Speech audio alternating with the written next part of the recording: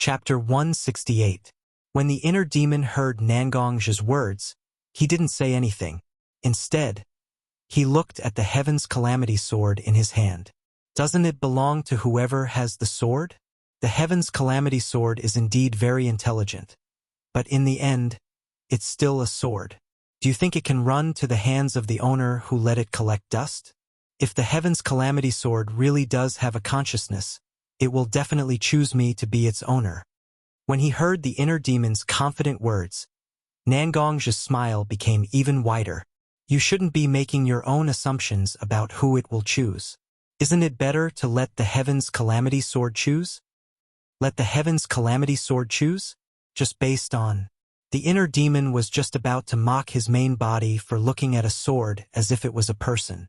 But at this moment, the Heaven's Calamity Sword in the inner demon's hand began to tremble slightly.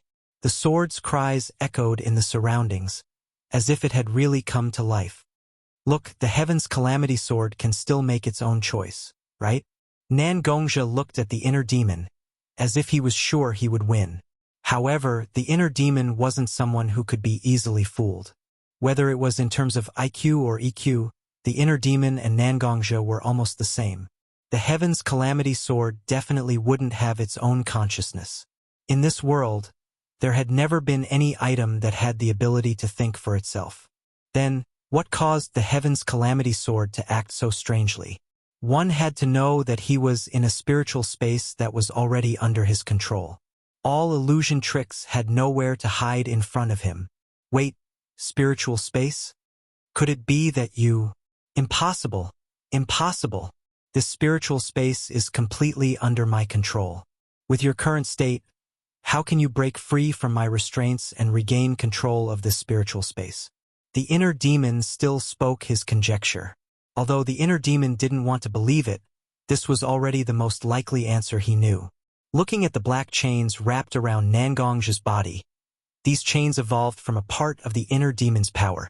All of Nangong's movements would be transmitted to his consciousness through the chains. He clearly didn't feel anything, so Nangongja couldn't break free from the chain's restraints. You and I are of the same origin. Although you've inexplicably received an unknown power, you're still a part of me. These chains... Nangongja looked at the chains wrapped around his body and began to slowly stand up from his originally paralyzed state. An icy blue light suddenly burst out from Nangong's body and began to attack the chain's restraints. The inner demon trusted the black chains very much, but in an instant, the light from Nangong's body pierced through them. The chains were clearly very sturdy, but they were like paper. As soon as Nangongja raised his arm, they were broken. At the same time, the entire spiritual space began to drizzle. The drizzle was very small, but very dense. It even had a similar color to the light from Nangong's body. When the drizzle touched the black and red that covered the entire spiritual space, the black and red were instantly washed away. The lava pools on the ground were also extinguished by the drizzle. I don't accept this. I don't accept this. I don't accept this. What I did was what you thought deep in your heart. I only did what you didn't dare to do normally according to your wishes. Why should I lose to a hypocrite like you?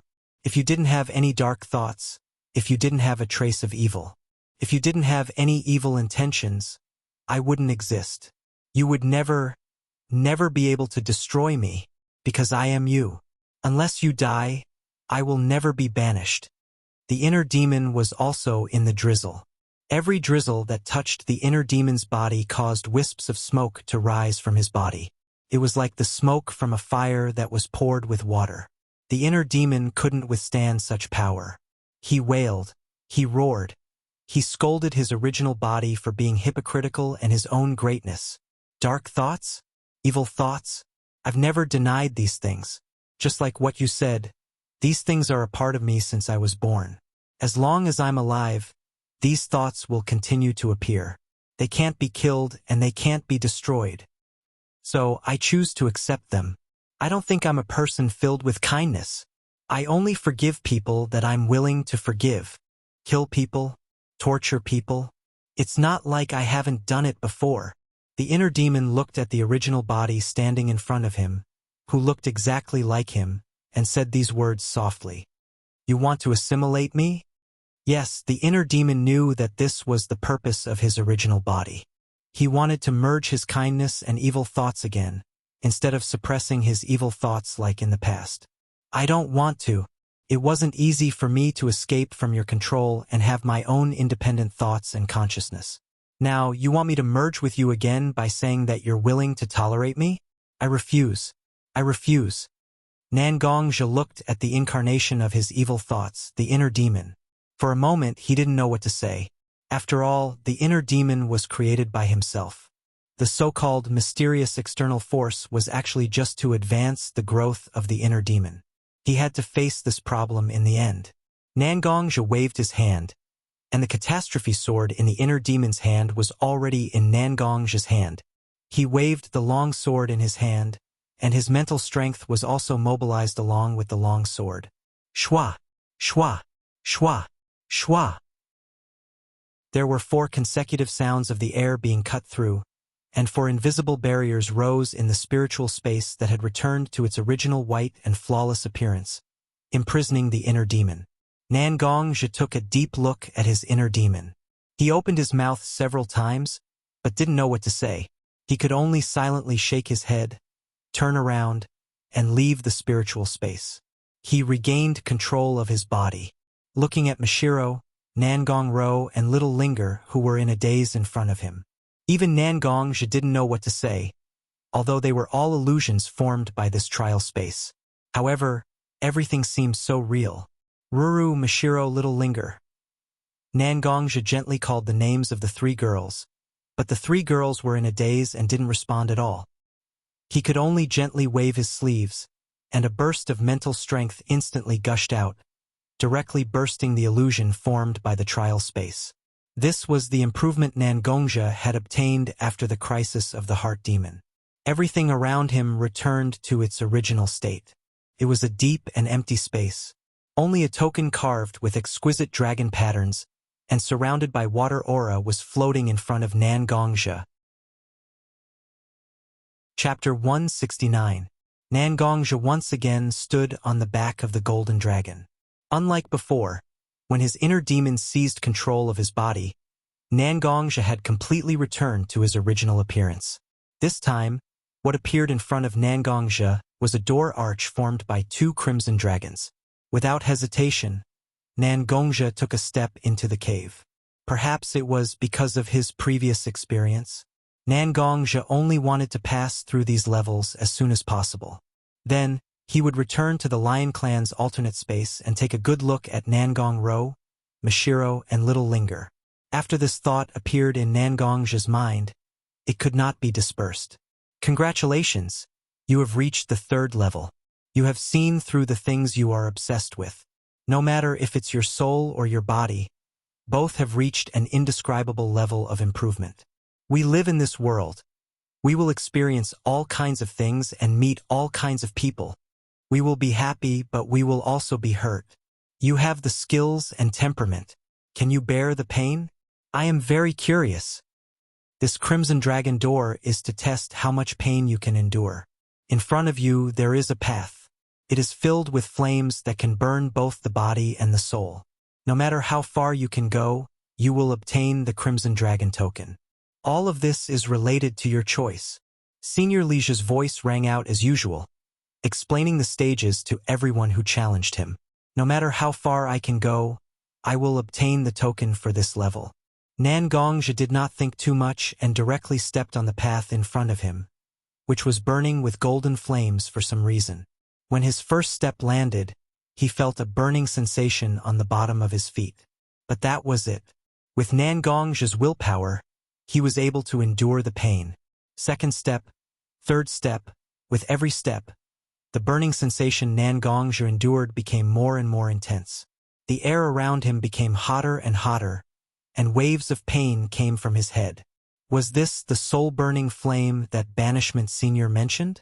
Countless flames rose up, like a dancer who had not danced for a long time and heard his favorite music, constantly jumped and swayed. Nangongzhi did not have too many distracting thoughts.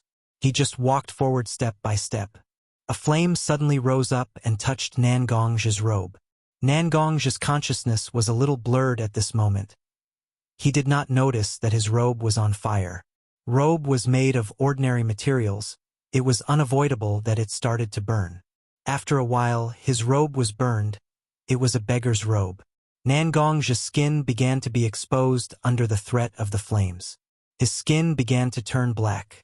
If he sniffed carefully, he might even be able to smell the pungent smell of burnt flesh.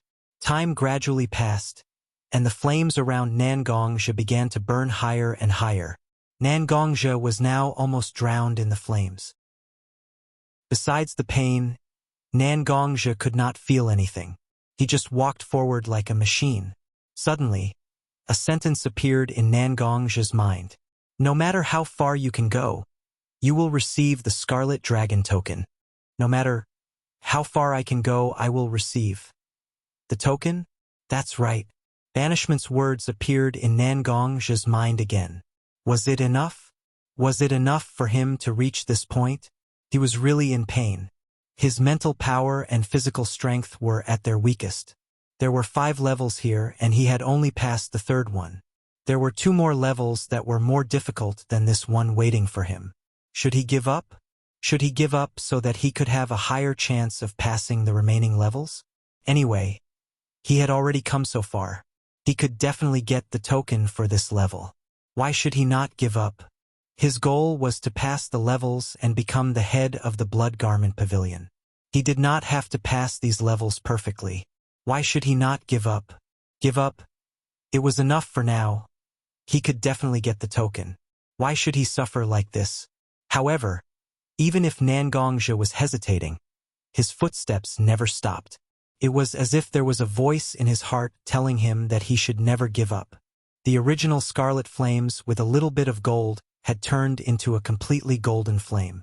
The heavenly calamity sword in his hand had also lost its usual coolness. It was now burning hot from the flames. Sword? A swordsman would rather break than bend. The sword is the courage of the person who wields it. As long as you still hold the sword in your hand, as long as you still have your sword in your heart, you should face all dangers. Then you should be brave enough to face all dangers. Our lives are destined to be filled with thorns. Some people rely on their wisdom, and some rely on tricks to get through the dangers. However, your sword will tell you that you don't need to use such methods. The sword in your hand is the best way to face everything. Hee. These words were so righteous that it was impossible to refute. Sounded so good, but did it really have any practical meaning? However, who was the one who said these words? It seemed to be the senior from the banishment who had already started persuading people to give up at the beginning of the level. Misdirection? Nangongja vaguely guessed the meaning of the banishment's words at the beginning of the level. What test the pain, what could be given up? It was all nonsense. If he really gave up, it would be impossible to pass this level. This level was supposed to test whether a person's heart was firm or not. Go. I must walk to the end. Even if I can't pass the remaining 2 levels, even if I may not be able to become the head of the Blood Garment Pavilion. Nangongja still wanted to pass the level. These flames were, in fact, the best companion for tempering one's temperament. If he could really persevere to the end, then the problem of the heart demon would be much easier to solve. Whether it was the Blood Garment Pavilion or the head of the Blood Garment Pavilion, the most important thing was to improve his own strength. Raging fire to forge true gold. This was the key to the Scarlet Dragon door. Nangongja continued to move forward. Even if his feet no longer listened to him, he would use his own hands to crawl forward bit by bit. Even if his hands could no longer exert any strength, he would use his own body to move forward bit by bit. Chapter 170. At this moment, Nangongja had already lost consciousness. Just how far had he walked on this burning path? Nangongja didn't know at all. In fact, if there was another bystander, it wouldn't be difficult to see that this so-called straight path of flames was actually in the shape of a circle. It was just that, because of the cover of the flames and the misdirection of the trial, it made people think that it was actually a straight path. It was a path with no end, and it could only keep going in circles. A token with a fiery red halo floated in front of Nangong's forehead. Although the light was very weak, it covered the surrounding golden flames. A brilliance surged from the token and instantly spread to Nangong's entire body. Nangong's body, along with the brilliance, turned into a stream of light and was teleported out of the trial space. Who? Nangongja was lying on the back of the golden dragon. A gust of wind that came out of nowhere brushed past Nangongja's ear. It woke Nangongja up. Ever since I entered this trial, I've been in a coma. If I didn't know that I was the only one in this trial space, I would really be worried about my own safety. With a bitter smile on his face, Nangongja made fun of himself. After checking his body, Nangongja found that no matter if it was his robe or his skin, there were no traces of being burned by the flames on the path of the Scarlet Dragon Gate. Although he couldn't figure out what was going on, Nangongja was no longer in the mood to think about his clothes. This was because Nangongja was holding the Crimson Dragon token that was burning in his hand at the moment. Azure Dragon, Water Dragon, Scarlet Dragon. These things belong to wood, water, and fire of the 5 elements. If I'm not mistaken, this earthen yellow dragon in front of me represents the power of earth, one of the 5 elements, right? But there are only 4 arches here. Where did the remaining metal element trial come from? Nangongja took out the 3 tokens that he had already obtained and began to slowly think about the problem of this trial space. After all, there was a checkpoint in front of him that he needed to break through.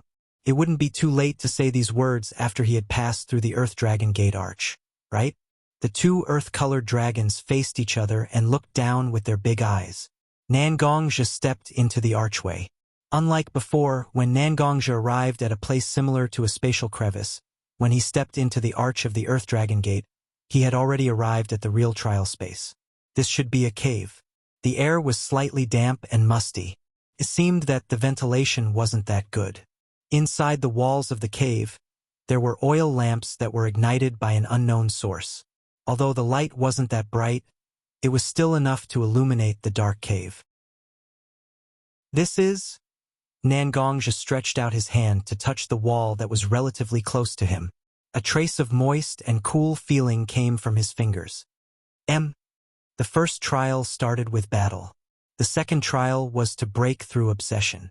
The third trial was to walk through fire. It's really tough. The voice of the senior banishment came again.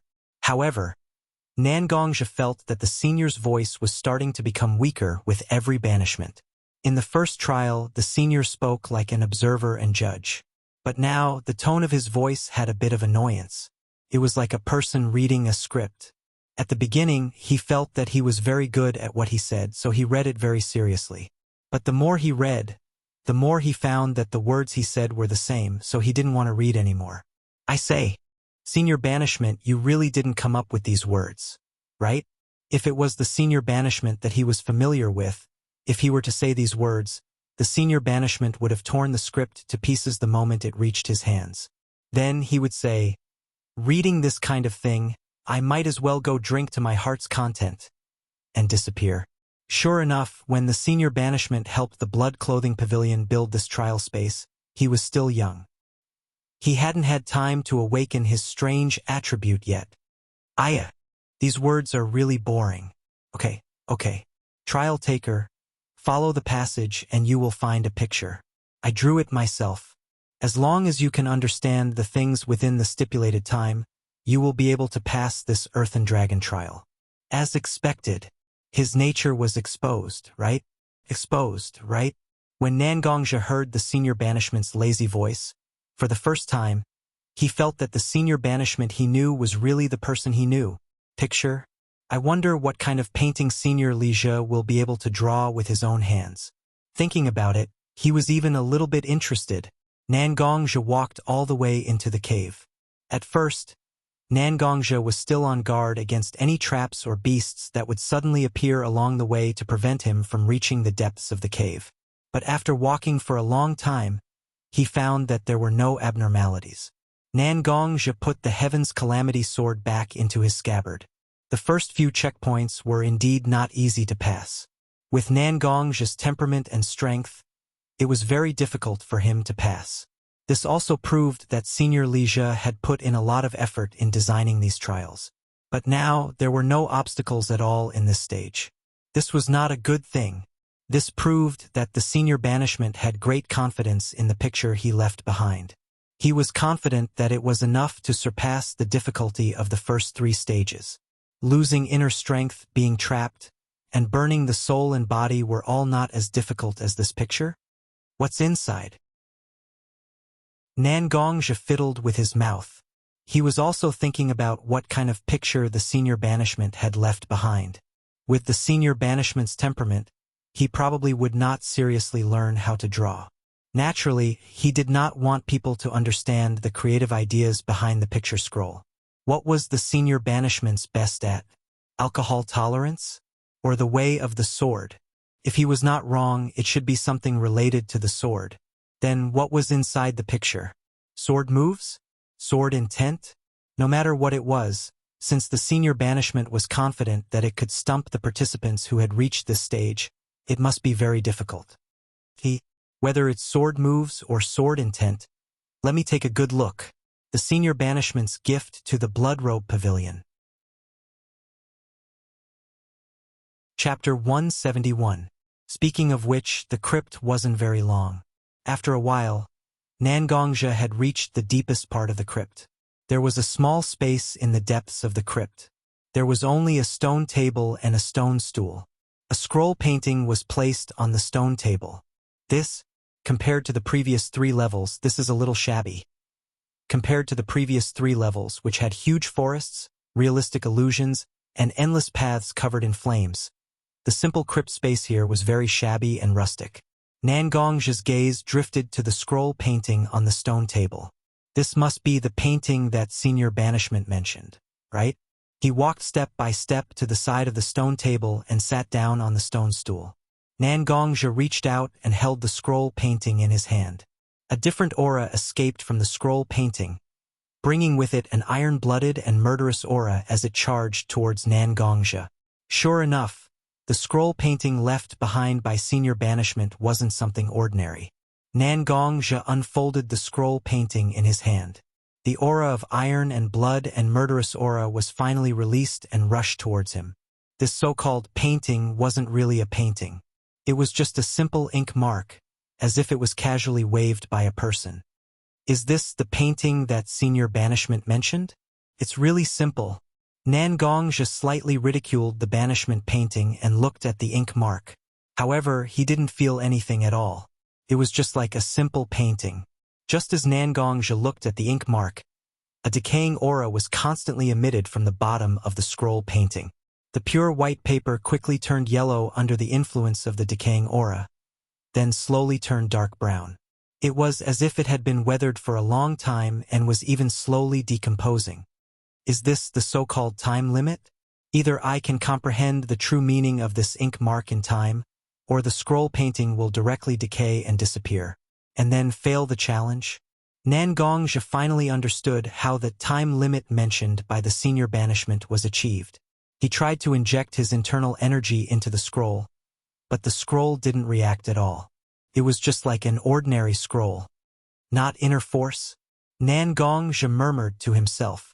Since it was impossible to discover the secrets within the scroll with the naked eye, there must be some sort of key that would allow people to discover the secrets within the scroll.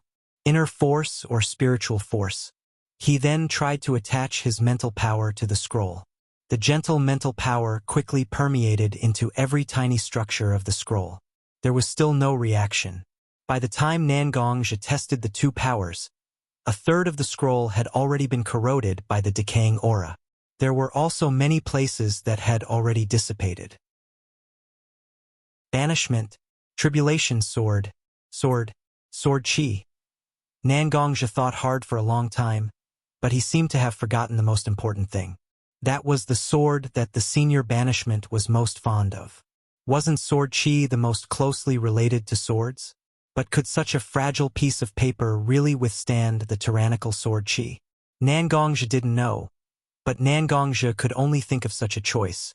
He had no choice but to inject a very small amount of sword chi into the scroll painting. What was sword chi? It was a type of energy that mainly attacked and killed. Although Nangongzhi only used a very small amount of sword chi, the effect was very significant. The sword chi and the decaying aura that was originally corroding the scroll suddenly formed a different kind of connection. The decaying aura became denser under the stimulation of the sword chi, and the sword chi seemed to feel that it had to fight against the decaying aura. It constantly devoured the decaying aura to nourish itself, becoming stronger and stronger. This is really... Looking at the scroll painting that was corroding faster, Nangongzhi only wanted to knock his head hard. Why did he suddenly think of injecting sword chi into it? What else? What else was the most closely related to the banishment senior? If it wasn't a sword, then what was the favorite thing of the banishment senior? The thing that the senior banishment senior liked? Wine? Good wine? The drunken immortal wine in the green jade gourd that the senior banishment senior gave him? Although the choice of wine was a bit of a joke, at this moment, the scroll painting was corroding faster and faster, and Nangongzhi didn't have time to think about the mystery calmly. Nangongzhi took off the green jade gourd on his back and used his mouth to bite open the cork that sealed the gourd. He directly sprinkled the wine on the scroll painting. This was Nangongzhi's last attempt. It was also the last possible attempt that Nangongzhi could make to pass this level. The wine slowly soaked the ink. In just a moment, the ink had turned from black to a blood-red color. Even this works.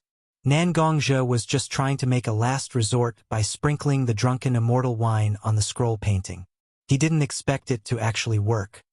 As expected, this level is really more difficult than the previous ones. Which disciple of the Blood Cloak Pavilion who came here for such a serious trial would bring wine? Especially drunken immortal wine that no one knows how to brew. Without drunken immortal wine, there is no way to remove the ink on the scroll painting. Without removing the ink, how can I pass this level? At this moment, Nangongzhi only felt that the banishment senior was indeed evil. Wasn't he deliberately making things difficult for others? Ha ha ha. Life's two pleasures are sword and wine. Suddenly, Nangongzhi heard a faint sound.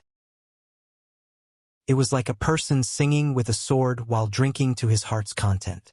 Not only did it sound in his ears, but it also seemed to appear in front of Nangongzhi's eyes. Although he couldn't see the person's figure clearly, he was holding a sword in his hand. The heavenly calamity sword. This must be the banishment senior. In the image, the banishment senior was holding a brush. However, it wasn't the posture of an ordinary person writing. Instead, it was as if he was holding a sword. Drops of ink dripped from the brush. However, in mid-air, there was an invisible force that dragged the ink back to the tip of the brush. Painting? Writing? I'm not good at any of those. I only know how to wield a sword. Since I'm going to paint, I have to paint like a sword. After saying that, the banishment senior's aura, which had been slightly scattered due to drinking, was instantly restrained. His eyes, which were originally filled with a sense of sharpness, were now restrained. He looked like an ordinary person. Just like that, the banishment senior took the brush and drew on a piece of white paper in front of him. It was the ink painting that Nangongzhi was carefully looking at. Chapter 172. Puff, like a bubble bursting. Everything in front of Nangongzhi seemed to turn into countless bubbles in an instant, floating away without a trace. Whether it was the sound of banishment or the figure of banishment, they all disappeared with the bubbles at this moment. Only the scroll painting in Nangongzhi's hand was left. Whether it was the rotten aura that had been corroding the scroll painting, or the sword chi injected by Nangongzhi, they all disappeared in an instant, and the blood-red lines on the ink on the scroll painting also disappeared without a trace. Only the traces of Nangongzhi's wine were still faintly visible. Am I enlightened? Nangongzhi asked himself, but found that he didn't understand. He just stared blankly at the scroll painting in his hand, not knowing what to say. In front of Nangongzhi, a dragon pattern token surrounded by some yellow aura was still floating. Nangongzhi reached out and took the token in his hand. Following the brilliance of the token, he left the crypt. Perhaps only the half-corroded scroll painting placed on the stone table by Nangongzhi could prove that Nangongzhi had come here to accept this trial. He still came to the back of the golden dragon, but there was no arch in front of him. Nangongzhi was in a trance. His goal here was very simple. It was to pass these levels and then become the head of the Bloodcloth Pavilion, adding a few chips to his survival in the ninja world. However, after passing such a few levels, Nangongzhi didn't know if he could be qualified to become the head of the Bloodcloth Pavilion once he became the head of the Bloodcloth Pavilion. From the beginning, from the words of the several altar lords, Nangongzhi could faintly find that although the banishment elder he respected was the head of the Bloodcloth Pavilion, he had never intervened. Although this has something to do with the character of the banishment elder, that kind of personality is afraid of trouble, he would definitely not accept such a troublesome position. However, wasn't part of the reason also because it was too heavy to bear the burden of the lives of all the members of the organization on his shoulders? Nangongzhi thought about such a problem. His pace did not stop, and he kept walking forward along the back of the golden dragon. Not knowing how long he walked, Nangongzhi freed himself from his thoughts and found that he was already standing on the huge head of the golden dragon. Compared to the 8 dragons that turned into arches before, the golden dragon was extraordinarily large. Nangongzhi moved his body a little bit closer to the golden dragon's horn, but found that his body was not as thick as the golden dragon's horn. This golden dragon should be the last level, right? From the beginning, I have already stepped on the golden dragon level. Metal, wood, water, fire, earth, they really have a different order. But what kind of level is this? According to the previous levels, the banishment elder should have introduced the specific content of the level to Nangongzhi, but there was nothing this time. The surroundings were extremely quiet, and even the sound of the breeze was very clear in Nangongzhi's ears. Roar! The golden dragon under Nangongzhi's feet suddenly began to sway, and a dragon's roar was heard. The sound was very loud, and it even formed a wave of air that impacted the surrounding space. Countless clouds were scattered by the dragon's roar.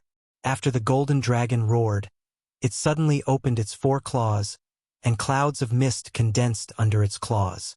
Not long after, the golden dragon's body was covered by the mist, and the golden dragon itself began to fly. Nangongzhi quickly grabbed the golden dragon's horn that was relatively close to him, and stabilized his body. He braved the fierce wind and flew in the sky with the golden dragon. Nangongzhi no longer had the energy to calculate the passage of time, because the strong wind made Nangongzhi have to be careful not to fall off the golden dragon's head. When Nangongzhi opened his eyes that were unable to open because of the fierce wind, Nangongzhi found himself on the shore of a lake. It was not appropriate to call it the surface of a lake, because this so-called lake did not exist on the ground. The lake was suspended in the sky as if it was being dragged by white clouds. The color of the sky was reflected on the surface of the lake, and the lakeside was dyed a dazzling blue. Traces of mist condensed on the surface of the lake, and from time to time, its body twisted and swayed, giving off an ethereal feeling. If this world really had a so-called fairyland, Nangongzhi believed that this place must be a fairyland. It really suits Senior Banishment's taste. If I can stay in a place like this for a period of time without any distractions, I believe that I will definitely make progress on the path of inner strength and swordsmanship. Because this place is really suitable for calming down and improving my own shortcomings. Nangongzhi stood on the shore and looked at his reflection on the surface of the lake, and for a moment, he was filled with emotions. Trying to put his feet on the surface of the lake, Nangongzhi found that an invisible force appeared from the lake, and it formed a balance with his own strength. Sure enough, I can step on it?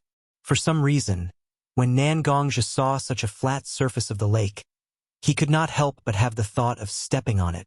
He stretched out his feet to test it, and it was really possible to step on it. Presumably, the trial for this stage is in the distant misty clouds, right?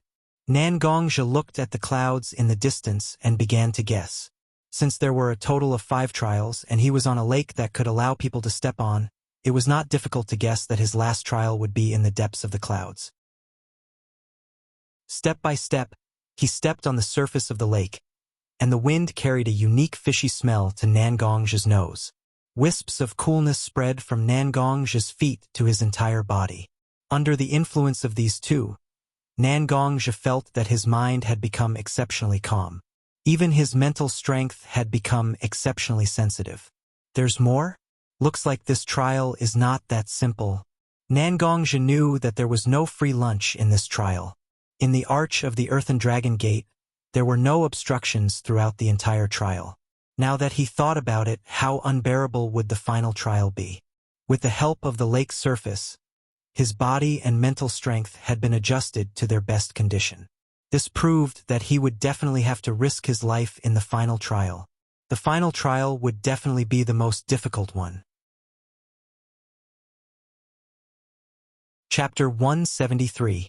After clearing away the fog in front of him, Nangongzhi entered the center of the lake, which was most likely the place where the final trial would take place.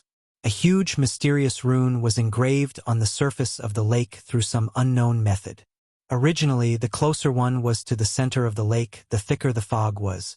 However, the fog here seemed to have been forcibly driven away, making the surroundings exceptionally bright. Whoosh! The 4 tokens that Nangongzhi obtained from the previous trial suddenly flew out and landed on the blind spots of the formation one by one. The dragon aura token that was originally entwined with the light representing each of the 5 elements suddenly became particularly dazzling. These lights instantly turned into a green dragon that represented the wood element, a blue dragon that represented the water element, a red dragon that represented the fire element, and a yellow dragon that represented the earth element. After the 4 dragons were condensed, they each let out a dragon roar and flew towards Nangongzhi with a majestic aura. They wrapped around Nangongzhi's body and slowly flew towards the center of the formation with Nangongzhi. When Nangongzhi stood firmly in the center of the formation, the 4 dragons also rushed towards the center of the formation under Nangongzhi's feet. In an instant, the formation under Nangongzhi's feet became particularly dazzling. Even with Nangongzhi's eyesight, he was a little dazzled by the strong light at this moment. Hee, we actually face each other like this again. This really makes me feel that it's a little fun.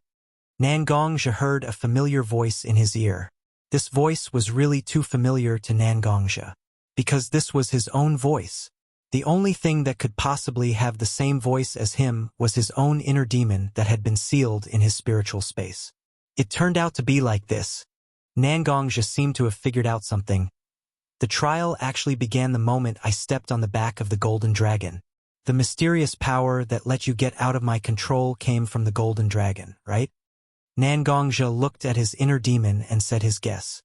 I didn't know where the power came from at first, but until just now, when you activated this formation, a greater power than the beginning rushed into my body again. Even the spiritual power wall you left behind couldn't block this power at all. Even in the end, I could directly appear in front of you with the power of the formation. Sure enough, even the heavens couldn't bear to see you humiliating the heavens' retribution sword. So they gave me a second chance to fight with you? The inner demon smiled and recounted what she had just experienced to her true self. As long as I can kill you, I can rely on the power of the formation to completely replace you and become the true Yama of the shinobi world. Without the home field advantage of the spiritual space, what can you use to fight me? Without hesitation, the inner demon said his purpose. Presumably, in the consciousness of the inner demon, he was suppressed by Nangongzhi in the spiritual space because of Nangongzhi's control of the spiritual space. As long as he doesn't have such a disadvantage, the two of them are almost on the same level. The inner demon is more ruthless than Nangongzhi. It doesn't seem impossible to defeat Nangongzhi and replace Nangongzhi. It seems that the requirement of this level is to eliminate the inner demon by myself. It's interesting. Since this trial gave me such an opportunity, how can I not grasp it well? As long as I can eliminate this inner demon this time, I think I will have a huge improvement, right? Nangongzhi didn't care that his inner demon was still standing in front of him. He had already begun to think about the various benefits after he defeated the inner demon.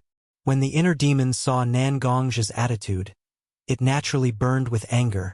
Even its face became ferocious.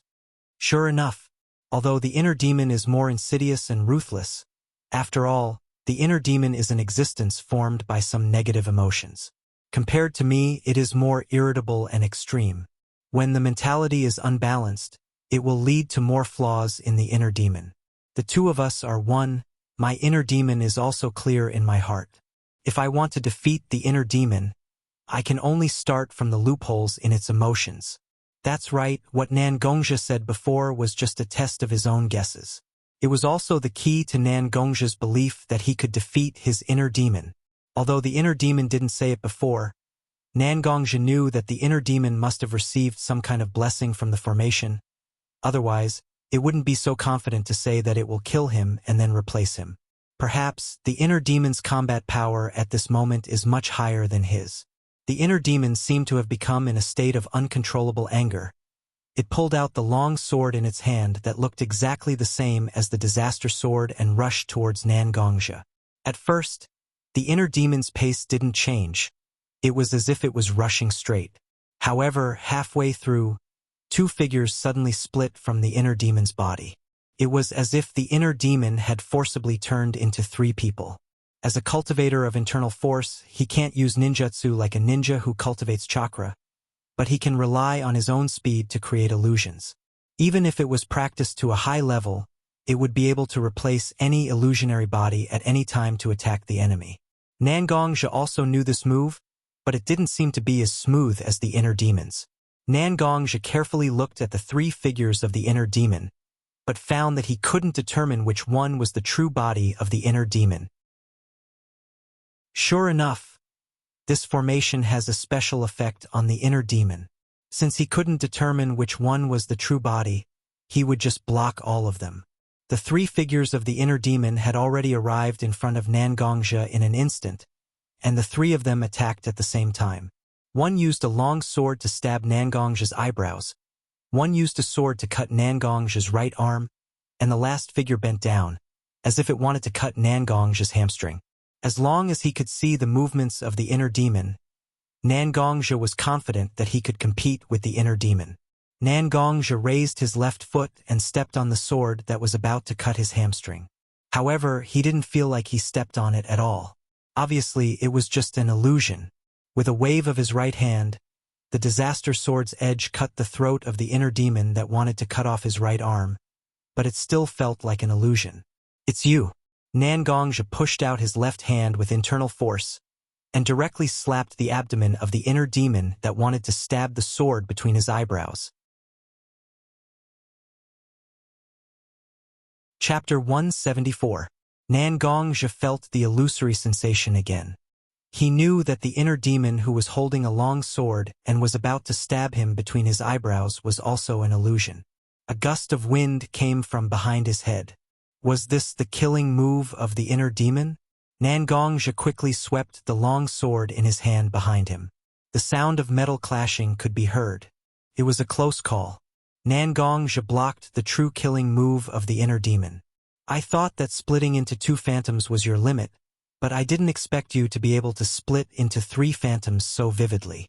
Nan Gongxia exerted force on his feet to create distance between himself and the inner demon. However, the inner demon was extremely fast. It was almost sticking to Nan Gongxia's retreating figure. The distance between the two did not increase at all. Instead, it got closer. "Hee. There are many things that you don't know."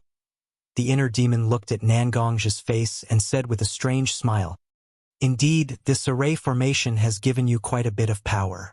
These footwork techniques that create illusions are still in their embryonic form in my mind, but you are already proficient in using them."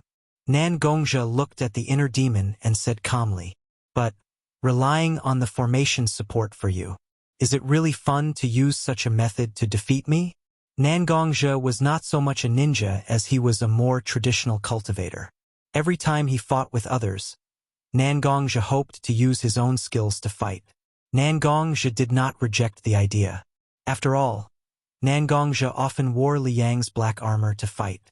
However, as long as it was a problem that could be solved with his own strength, Nan Gongxia rarely summoned Liang.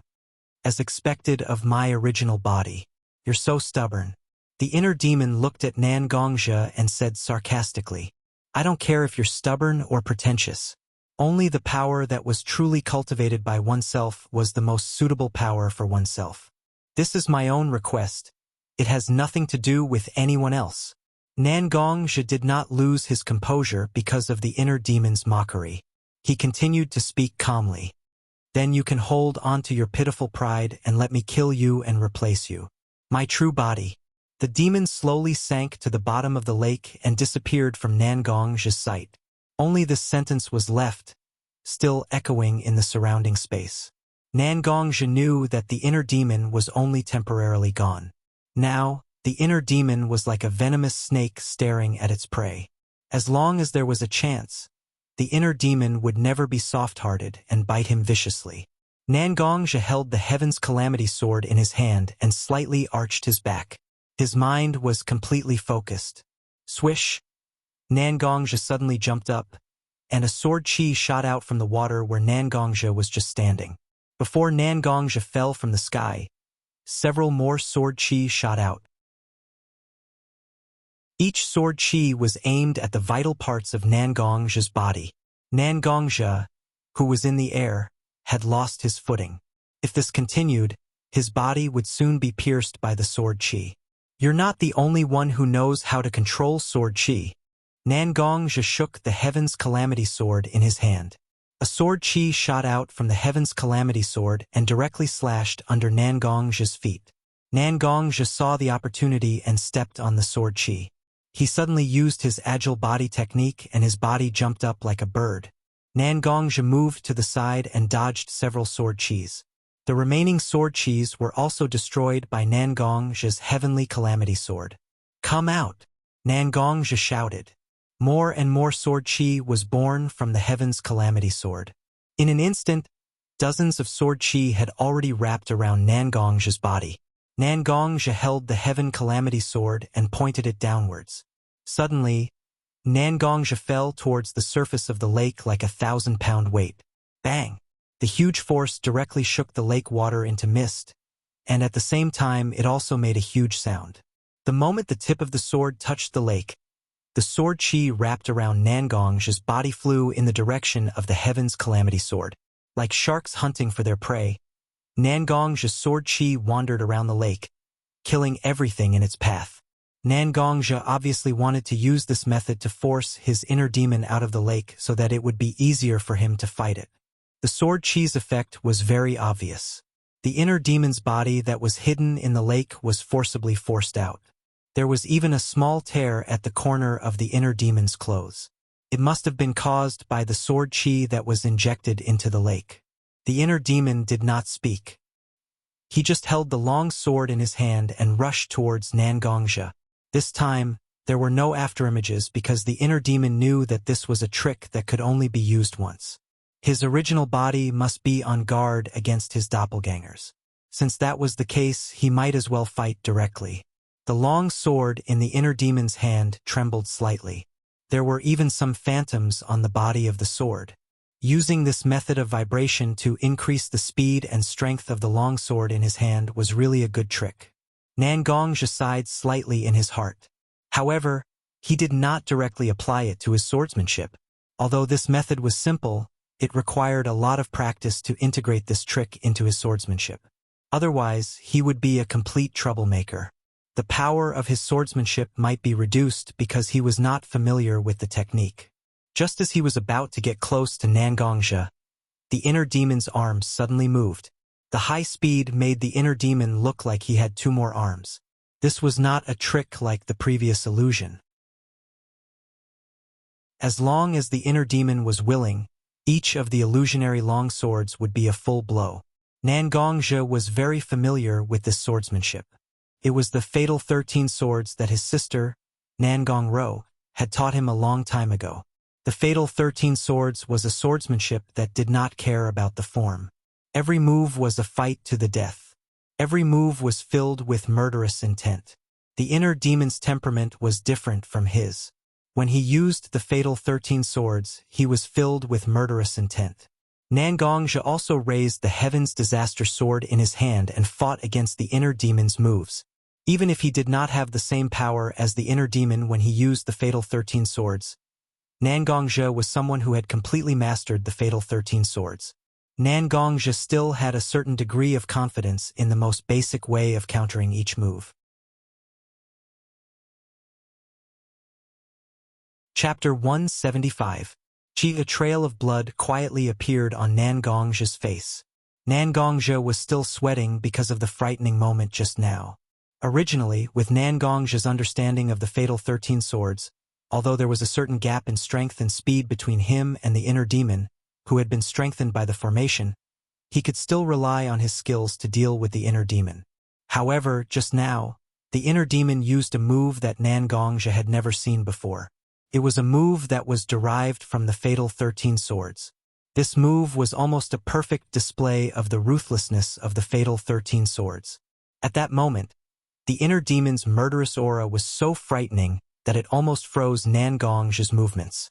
Watching the blade getting closer and closer to his face, Nangongzhe used all the strength in his body to move again. However, his face was still scratched by the blade, leaving a bloody scar. This move, Nangongzhe looked at the inner demon and said with lingering fear, "Don't you remember? When you obtained the fatal 13 swords and practiced it to the extreme, you had a wisp of inspiration." With the inner demon's reminder, Nangongzhe finally remembered that when he practiced the fatal 13 swords, he vaguely felt that the fatal 13 swords should not stop at the 13th move. However, he had been trying to deduce it, but to no avail. Therefore, he did not continue to deduce it. "This is the 14th sword?" Nangongzhe looked at the inner demon and said the answer. Compared to the 14th sword, which was almost like a demonic sword, the first 13 swords of the fatal 13 swords were like green leaves against a red flower. Endless ruthlessness and murderous aura. The essence of the first 13 swords were gathered in this sword. It was the 14th sword that could be called the ghost god's sword. You can actually perform such a sword? Nangongzhe was very surprised because this sword only existed in Nangongzhe's consciousness. Compared to the body technique that the inner demon had used to create illusions, this sword technique that was close to the supernatural made Nangongzhe's mind more easily shaken. "That's right. What you can do, what you can't do, I can easily do. What can you use to win against me? Why don't you just obediently stretch out your neck and let me inherit everything you have? With my strength, wouldn't protecting those girls be a piece of cake?" The inner demon looked at Nangongzhe with disdain and disdain. He, who was able to display a sword move that was close to that of a supernatural being, was indeed qualified to look at Nangongzhe with disdain. Nangongzhe did not speak. He only held the Heaven's Disaster sword tighter in his hand. His slightly trembling hands held the Heaven's Disaster sword in front of him. Although he did not speak, it was obvious that Nangongzhe was unwilling to give up everything he had. Stubborn, but that's good. This way, I can fight to my heart's content and vent the resentment that you have suppressed me for all these years." The inner demon still had a strange smile on his face as he attacked Nangongzhe with his sword. Although it was still the fatal 13 swords, it seemed that the ruthlessness of the fatal 13 swords had increased because of the 14th sword move. On the other hand, Nangongzhe had already lost in terms of confidence because of the 14th sword just now. Although Nangongzhe was still trying his best to parry every sword attack from the inner demon, he was getting more and more powerless. Nangongzhe blocked the inner demon's sword with the Heaven's Disaster sword. However, his hand that was holding the sword also fell to the side of his body because of the huge force. The web between his thumb and forefinger was even slightly cracked because of the strength of the inner demon's sword. Traces of blood seeped into the sword hilt. Some sticky blood stained the sword hilt, making Nangongzhe feel that the Heaven's Disaster sword was very heavy at this moment. The Heaven's Disaster sword even looked like it was about to fall out of his hand. "Look at your current sorry state. You can't even hold the sword properly and you still want to fight with me? Don't joke around." The inner demon sneered at Nangongzhe. "With your current state, what right do you have to fight with others? What right do you have to swear that you can protect everything you want to protect? Instead of letting you go out and make a fool of yourself, you don't even know when you will silently die in the hands of others. Why don't you just let me end you? What's the point of saying so many useless things? If you want to fight, then let's fight." At the beginning of the battle, Nangongzhi wanted to use sarcasm to disturb the inner demon's state of mind. However, at this moment, every word of the inner demon was like a sharp thorn that attacked Nangongzhi.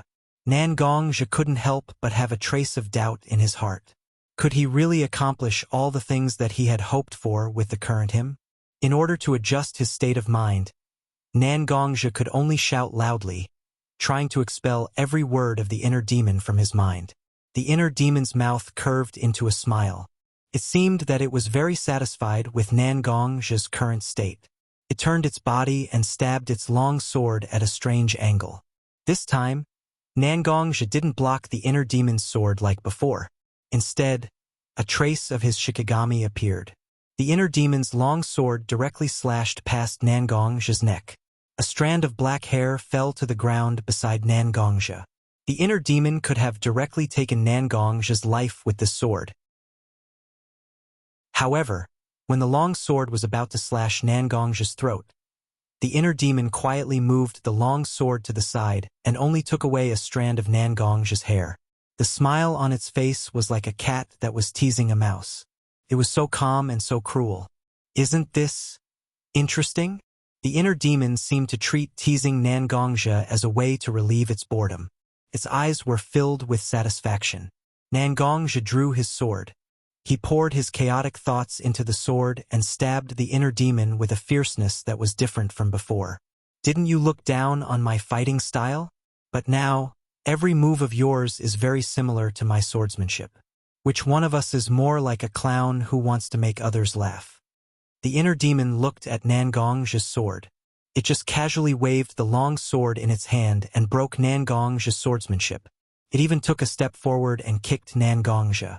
Nangongzhi directly fell onto the surface of the lake, looking indescribably embarrassed. Deity! Nangongzhi! With Leaf Yama! Have you seen a dog? Look at you now. Aren't you a mad dog that has lost its mind due to anger? A mad dog like you should use blood and pain to teach you who is the master of life and death. The inner demon walked to Nangongzhi's side and stepped directly on Nangongzhi's back.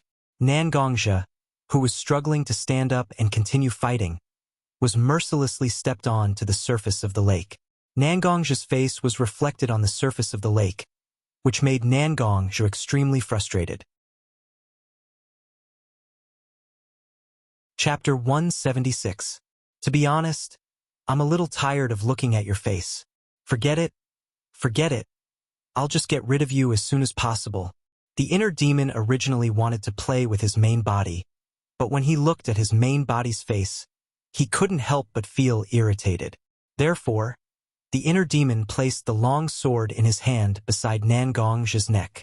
With a light slash, his main body's life would end at this moment, and a brand new Nangongzhi who could truly bear the title of Yama would be born. To be honest, the inner demon felt that this was the best way to go. However, since when was Nangongzhi someone who would stretch out his neck to be slaughtered?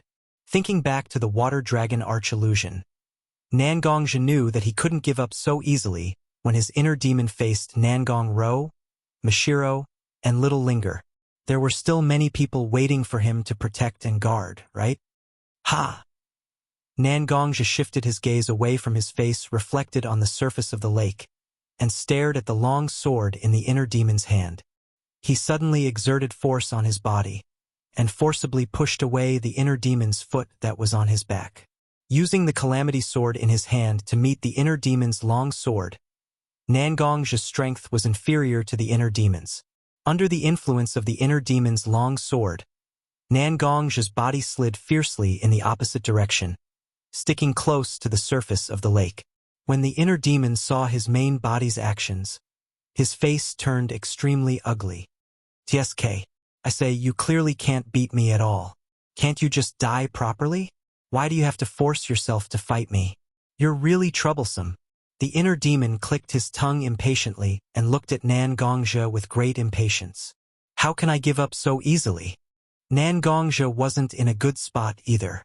Just now, in order to borrow the strength of the Heart Devil sword to escape the attack range of the Heart Devil, he didn't use too much strength. Even his internal organs had suffered some injuries due to the forceful impact. Blood was flowing out of Nangongzhi's nostrils. Then, I will finish you with one move. The inner demon watched Nangongja as if he was watching a disgusting cockroach as he slowly raised his sword. The hand holding the sword moved closer to his ear, while the other hand gently stroked the sword's spine.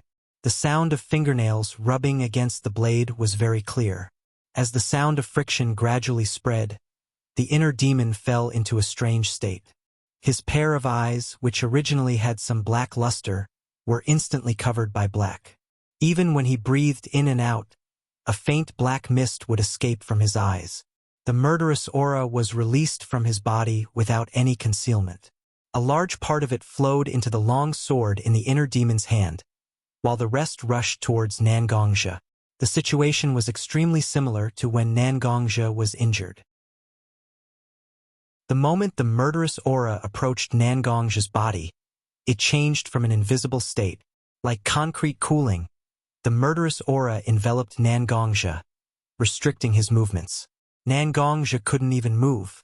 Only one of his eyes could slowly turn and see what was happening around him. This was the essence of the fatal 13 swords, the fatal 14th sword that was like a red flower. Kill! The inner demon suddenly spat out such a word. His voice was hoarse and choppy, like a person who hadn't spoken for many years suddenly opening his mouth. However, as soon as the inner demon said the word kill, the black that lingered in his eyes quickly faded away. His eyes had completely turned white, and there were even some ferocious blood streaks on them. No matter who it was, being stared at by such an eye would cause fear to emerge in their hearts, let alone Nangongja, who was facing the inner demon. A bone-chilling chill emerged from Nangongja's heart. It turned out that the sudden attack from the inner demon wasn't the fatal 14th sword at all. Now, the inner demon had completely condensed his murderous aura, his resentment, and his crazy desire to kill into his sword. Using the murderous aura to solidify the opponent's movements, using the demonic eye to stimulate the opponent's mind, and finally using the long sword in his hand to give the opponent a fatal blow? Converge, condense, solidify, a sword that was like a ghost, a sword that belonged to a ghost. Was this the fatal 14th sword that belonged to the inner demon? Previously, Nangongja had used all his strength to break free from the weakened version of the fatal 14th sword, barely saving his life. Then, how could Nangongja resist the complete version of the fatal 14th sword? The sword edge with murderous aura and cold air was getting closer and closer to Nangongja. The tip of Nangongja's nose seemed to have a thin layer of frost because of the cold air on the sword edge. Was he really going to die in the hands of his inner demon? Nangongja looked at the inner demon and looked at the long sword in his hand. At this moment, he suddenly felt that time had slowed down. He could only stand there motionlessly and watch as the inner demon stabbed the sword in his hand towards his vital parts and took his life away. Wait, time really seemed to have slowed down. Nangongja was trapped in the murderous aura, but his heartbeat and breathing reminded him that time really seemed to have slowed down. The Heaven's Calamity sword in his hand became slightly hot, making Nangongja's palm feel like it was being burned. Why? This was too strange. The flow of time actually slowed down. Nangongja's eyes suddenly became blurry. The inner demon was no longer there, and the ghost-like sword of the inner demon was no longer there. The lake, the thick fog, and the array had all disappeared without a trace in an instant. There was only one person standing in front of him, holding a brush with ink. He held the brush in his hand as if he was holding a long sword. With a light stroke, he left an ink mark on the paper in front of him. That person's face was the banishment senior that Nangongja was very familiar with. The state of banishment and the state of banishment when he waved the brush in his hand was very similar to the state of the inner demon when he used the 14th sword. However, Nangongja carefully observed and found that this was not the case. The 14th sword that the inner demon used was to pour everything into the sword in his hand, whether it was murderous aura or resentment. He let the sword become his own and let the sword become the dominant existence. There seemed to be no such thing as the inner demon in the world. There was only the sword and the target that the sword wanted to kill. Chapter 177. However, Banishment and the inner demon were completely different. Senior Banishment did not turn himself into a sword. Instead, he used his soul to wrap around the brush in his hand that he had used as a sword. He used his mind to carefully feel everything about the brush. Regardless of whether it was the scratches on the brush or the state of each hair on the brush, they were all deeply imprinted in his mind by Banishment. Then, the brush actually formed a strange resonance with Banishment's breathing and the inner energy in Banishment's body. That's right, the inner demon turned himself into the sword in his hand, but Senior Banishment turned the sword into himself. Using the sword to control the person and using the person to control the sword, the difference was very obvious. Nangongja finally understood what the scroll painting in the arch of the Earth Dragon Gate wanted him to comprehend. It was this kind of sword that turned the sword into his own sword. The seal of killing intent seemed to no longer exist, and Nangongja's body could actually move. Nangongja's right hand slowly rose, and Nangongja's left hand grasped the hilt of the sword. This was the most basic move when one first started cultivating the sword, the most fundamental slash. Nangongja closed his eyes. There was no lake under his feet, no clouds around him, no fatal sword from the inner demon, no breath, and no heartbeat. There was only one Nangongja, and only one Heaven's Calamity Sword. Nangongja felt the Heaven's Calamity Sword, and the Heaven's Calamity Sword felt Nangongja. Whether it was the feeling of helplessness or the fear of facing the inner demon's slash, it seemed to have been instantly destroyed by the Heaven's Calamity Sword. The Heaven's Calamity Sword was very happy. It was happy that its master had finally calmed down and no longer had so many distracting thoughts. It only held itself and simply wanted to slash. Nangongja was so happy that he could actually feel the emotions of the Heavenly Calamity Sword.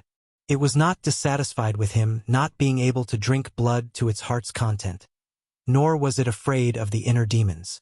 The Heavenly Calamity Sword only wanted to slash down to its heart's content. His mouth opened slightly, but his weak voice resounded through the clouds like the morning bell and the evening drum. It also echoed in Nangongja's heart. The vital energy of heaven and earth, vast and everlasting. Nangongja's heart and Nangongja's tribulation sword merged into one. Nangongja's inner energy and Nangongja's sword chi. At this moment, Nangongja's spiritual power and everything about Nangongja was surging into the heavenly tribulation sword without any restraint. I'm not asking for immortal slaying. Nangongja's voice was no longer faintly discernible. Instead, it was extremely clear. But I beg to slay demons and gods. Sword of ghosts and gods? Inner demons? Nangongja did not care. If it was demons and gods, then he would use this sword to slay demons and gods. If it was an inner demon, then he would use this sword to destroy it. What is this? What is this? Impossible, impossible, this is clearly my victory. I can clearly replace you and become a new life. What right do you have to use this sword to extinguish all my hopes? From the moment Nangongja's body could move, when Nangongja placed the Heavenly Calamity Sword in his hand in front of his chest, the inner demon had already sensed it. However, this world-destroying 14th sword had already been slashed out. Everything was controlled by the sword in the inner demon's hand. The inner demon could not stop his sword, nor was he willing to stop his sword. Endless hatred and killing intent surged out from the inner demon's body. Even the inner demon's body had become somewhat illusory. The inner demon burned his own foundation, producing even more killing intent and resentment to nurture the sword in his hand. He only wanted to make this sword stronger, strong enough to kill his own body. However, Nangongja did not hear the inner demon's words at all. Nangongja had long ago comprehended the Sacrifice Heart Sutra, which was to sacrifice the sword and have no other thoughts. When he comprehended the move Slay Demons and Gods, Nangongja had already pushed his Sacrifice Heart Sutra to an even more profound level. At this moment, Nangongja only wanted to slash out with the sword in his hand. The Heavenly Calamity Sword's edge already had a faint pure white light. Although it was very small, it was impossible for people to ignore its existence. The Heavenly Calamity Sword and the sword in the inner demon's hand clashed together. There was no shockwave, nor was there any earth-shattering sound. It was just like the two most ordinary swords clashing together without a trace of smoke or fire. Ding! A crisp sound rang out, and Nangongzhe and the inner demon exchanged positions. The two of them stood back to back, and their hands were still in the same posture as before. However, the sword in the inner demon's hand made such a crisp sound, and cracks like a spider web appeared on the sword. No, it was not just on the sword. These cracks actually spread to the inner demon's body, and traces of white light were emitted from the cracks. The inner demon seemed to want to open his mouth to say something, but he could not even move. In an instant, it was like a porcelain with cracks all over it, turning into fragments that fell onto the lake surface. The lake surface did not hold up these fragments like how it held up Nangongzhe's body. Instead, it allowed these fragments to sink into the lake. There were only a few slight ripples, which proved that someone had fought with Nangongzhe here. Nangongzhe also slowly put away the Heaven's Calamity sword in his hand, and sheathed it back into the scabbard. His face was pale and fatigued. It was clear that this demon-slaying technique was not easy to execute. To be honest, whether it is the fatal 14th sword or the Heaven's Calamity sword, they are all sword moves of the same level. It is impossible to judge which one is better, using a human to control a sword or using a sword to control a human. The only reason you lost was because your sword wasn't cultivated by yourself. Even if the formation provided you with a sword move that suits you, it is not a sword that belongs to you. Nangongzhe seemed to be talking to the inner demon, but it also seemed like he was talking to himself. There was no dragon pattern token falling from the sky, and only a door appeared in front of Nangongzhe. It did not have the grandeur and domineering aura of the giant dragon arch.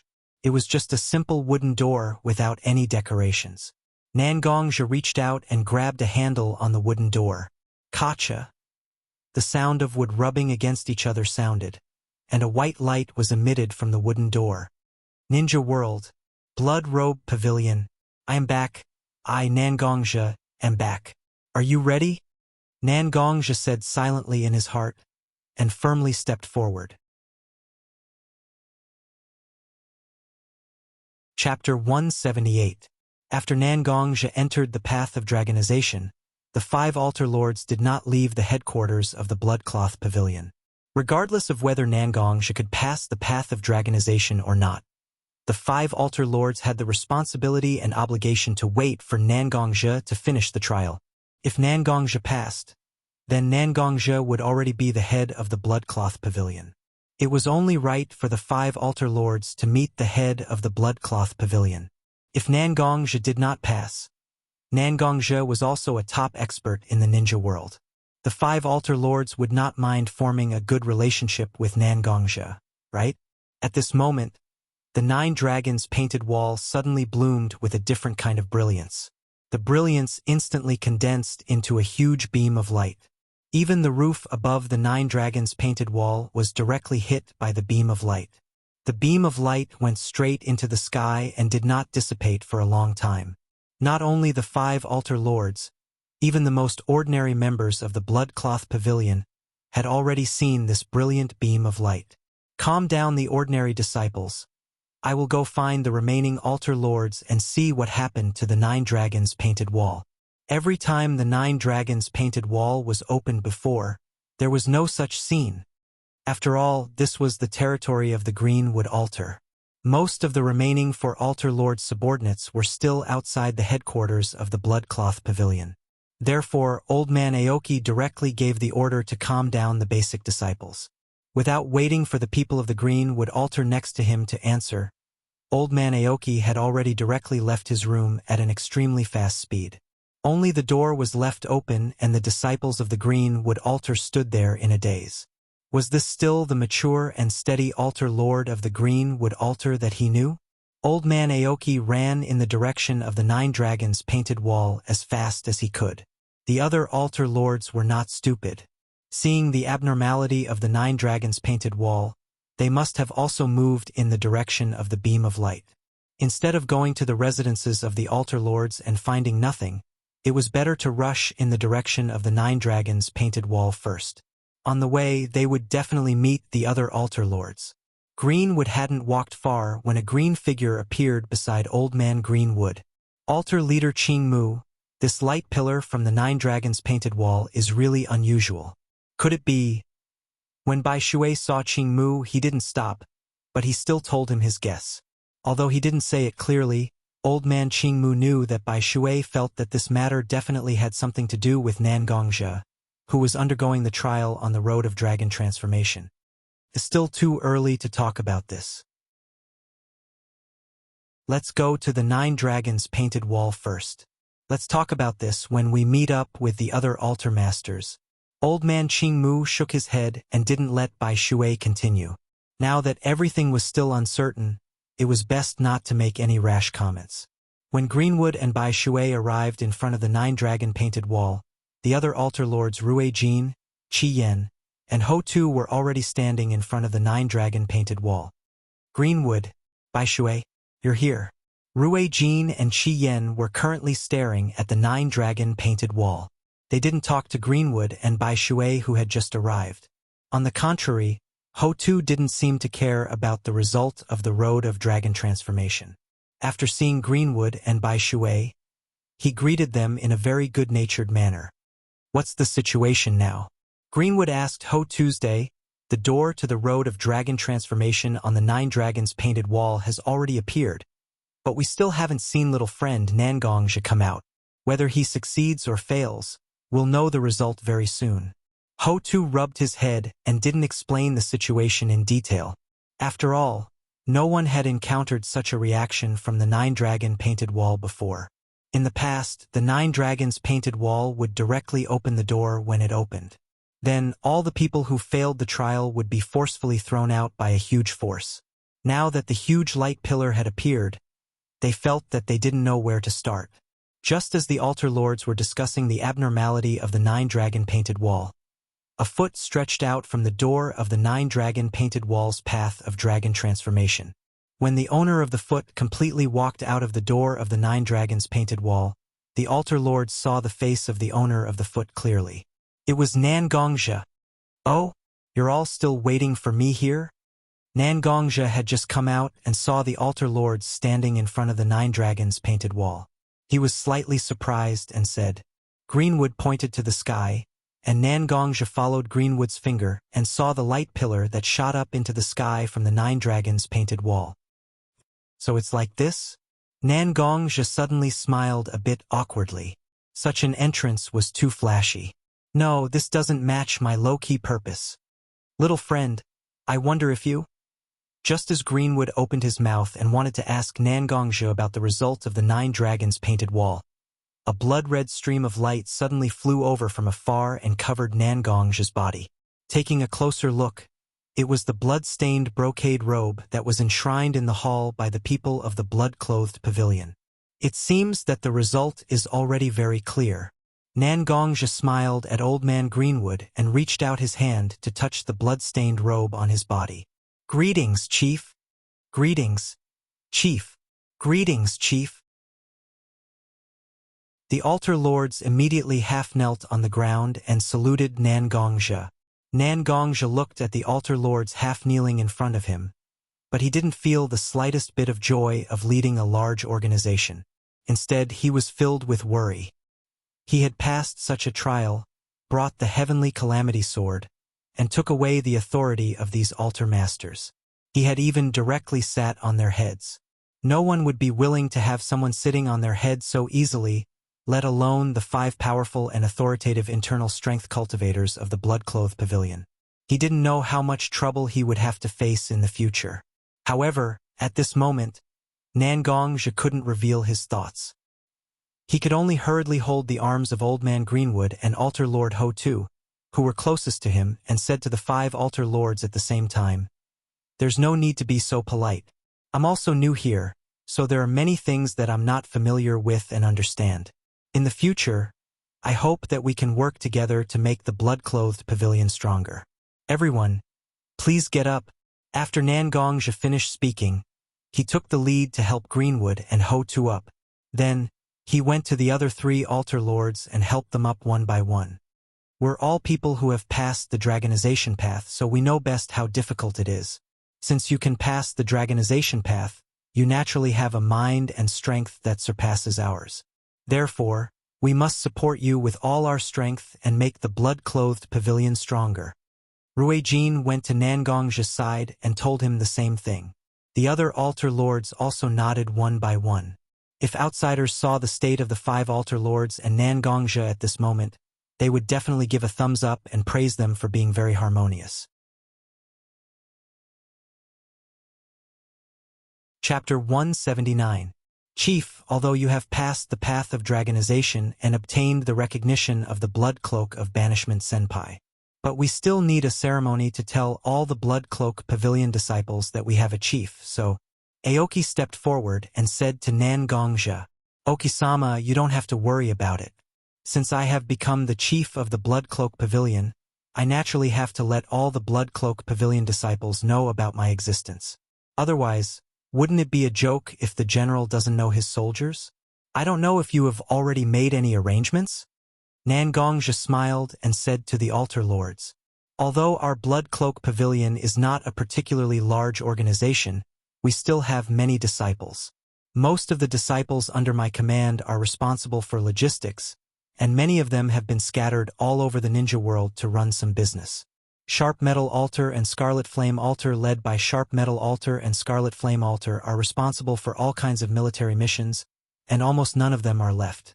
In order to cooperate with the various actions of Sharp Metal Altar and Scarlet Flame Altar, a large number of disciples of Deep Earth Altar also follow them to perform missions. The disciples of Clear Water Altar are mainly responsible for hiding, spying, and sometimes carrying out some assassination missions. Therefore, it is not realistic to have all the disciples gather at the headquarters." Aoki's face was a little embarrassed. In fact, Nangong's meaning was very obvious.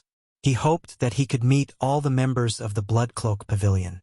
But now, he had to directly reject the proposal of his new boss, which really made Aoki feel uncomfortable all over. But as the oldest and most experienced of the 5 altar lords, Aoki couldn't help but feel uncomfortable. Aoki had to tell Nangongja that he could only accept the situation of the general doesn't know his soldiers, and the soldiers don't know his generals. Nangongja didn't show any displeasure on his face. Instead, he had a gentle smile. When Aoki spoke, Nangongja nodded from time to time, as if he felt that there was no problem with Aoki's statement. "I was too rash. If you want to maintain the stability and development of an organization, then the members of an organization must not stay at the headquarters without doing anything. Since we can't get all the disciples of the Blood Garment Pavilion here, how are we going to carry out the succession ceremony? The few of us have discussed it. If you can accept it, we will gather all the middle-level and high-level cadres who are free. We will let you meet them and conduct the succession ceremony together. In this way, not only would the situation of the general doesn't know his soldiers, and the soldiers don't know his general be avoided, it would also save the disciples from the tiring journey. I wonder if you think this is a good idea?" Aoki suggested to Nangongja, and the other altar lords nodded in agreement. Obviously, they did not have any objections. Perhaps these people had already discussed this solution when Nangongja entered the path of dragon transformation? "Your Excellency, Aoki's suggestion is somewhat feasible. I wonder how long it will take for all the middle-level and high-level members to gather?" Nangongja didn't argue with Aoki about the details of the succession ceremony. After all, the altar lords must have discussed it with each other. Currently, Nangongja was not very clear about the various information about the Blood Garment Pavilion, so he would definitely face such a situation now. This was normal. Nangongja also knew that he would inevitably face such a deadlock. This was also something that he had to go through to truly take charge of the Blood Garment Pavilion. If he could solve this problem well, then Nangongja would be the official Blood Garment Pavilion's chief.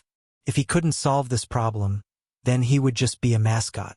In that case, he would just take on the title of first seat and become a good mascot. If there was any battle that required Nangongja's assistance, he would have to fight to the death for the Blood Clothing Pavilion. Because all the cadres are scattered all over the place, it will take some time to gather them.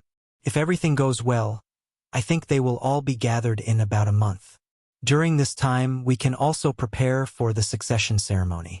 If you don't mind, you can take a look at our Blood Garment Pavilion's records and ancient books during this time. You can learn about the Blood Garment Pavilion. Bai Shui was in charge of intelligence work. This kind of information was given to Nangong Zhibai by Shui. There's nothing wrong with that. It's only a month. I still have the patience to read some of the Blood Garment Pavilion's records and ancient books.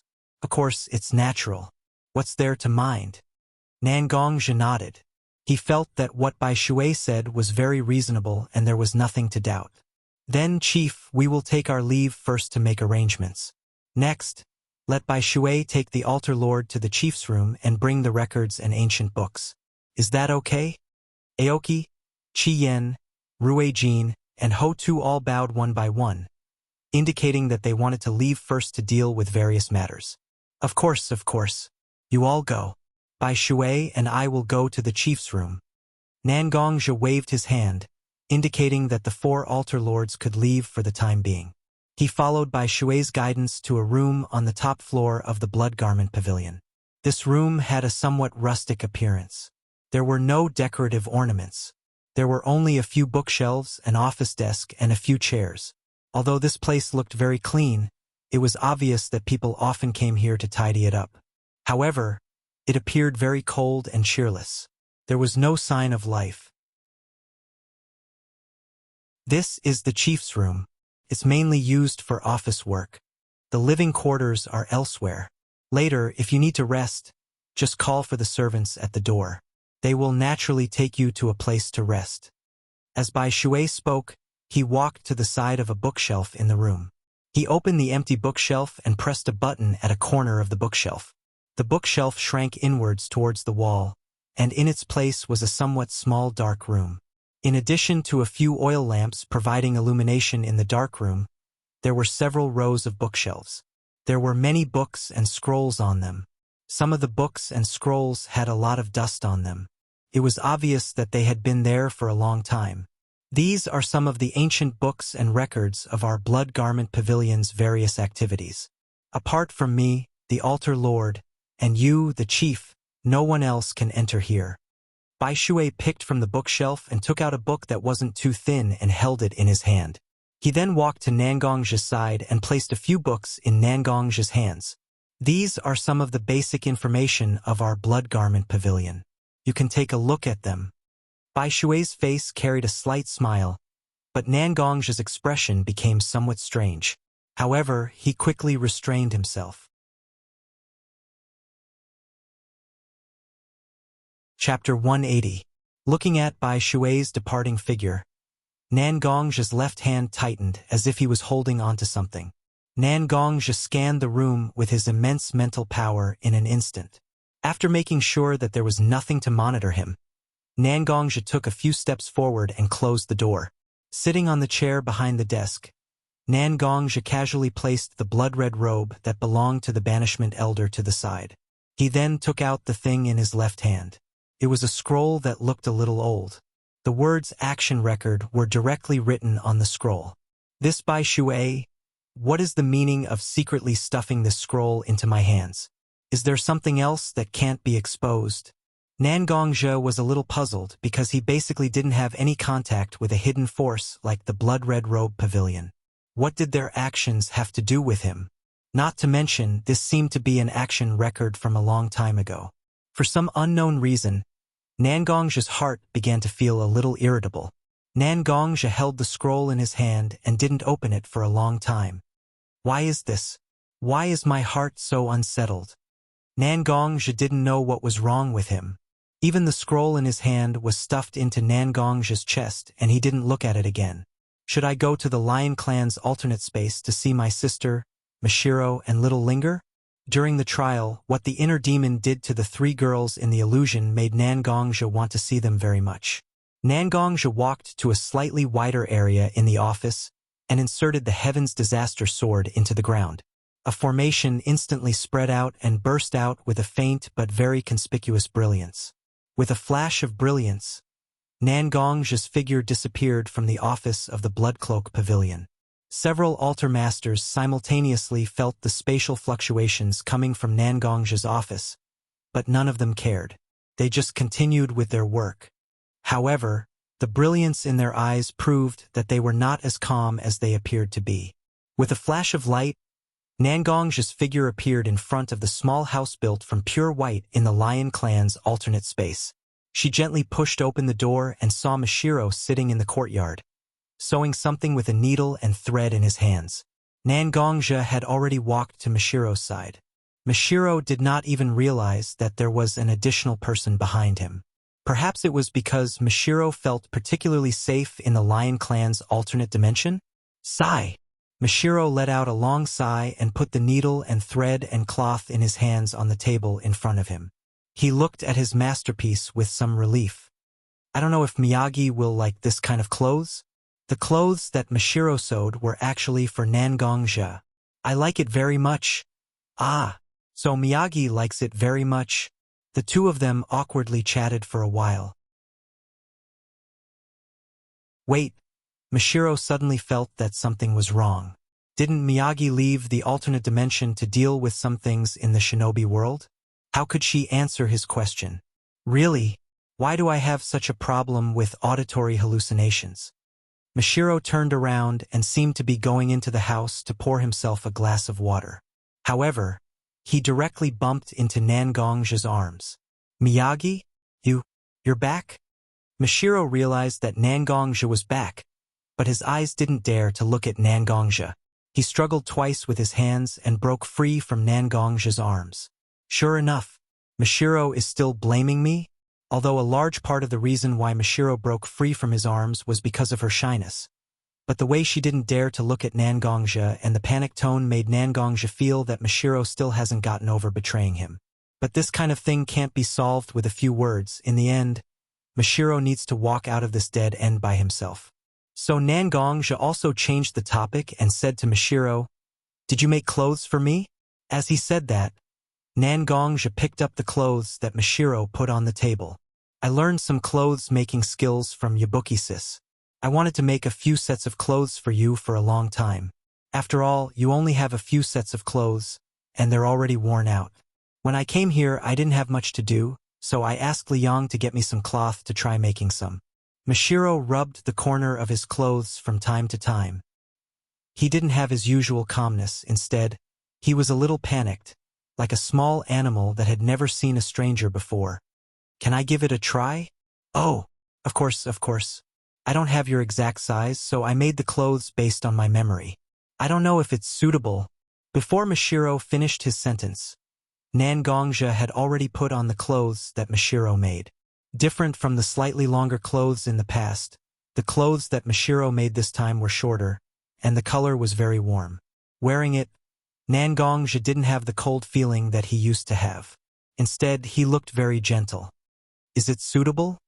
Nangongja smiled and said to Mashiro. Although Mashiro's clothes-making skills were still a little rough, there were many parts that were a little rough.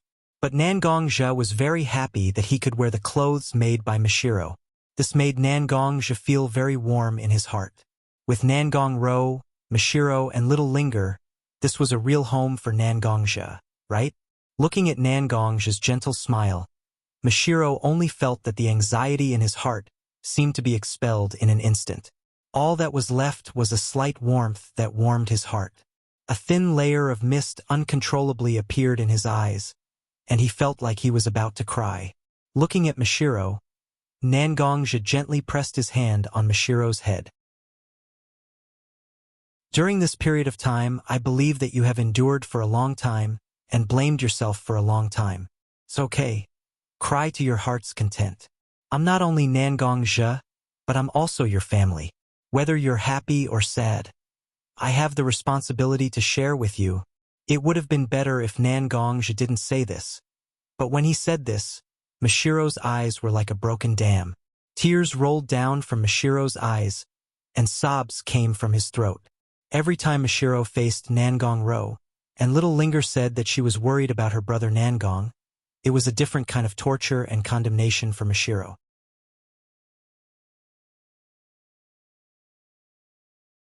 Chapter 181.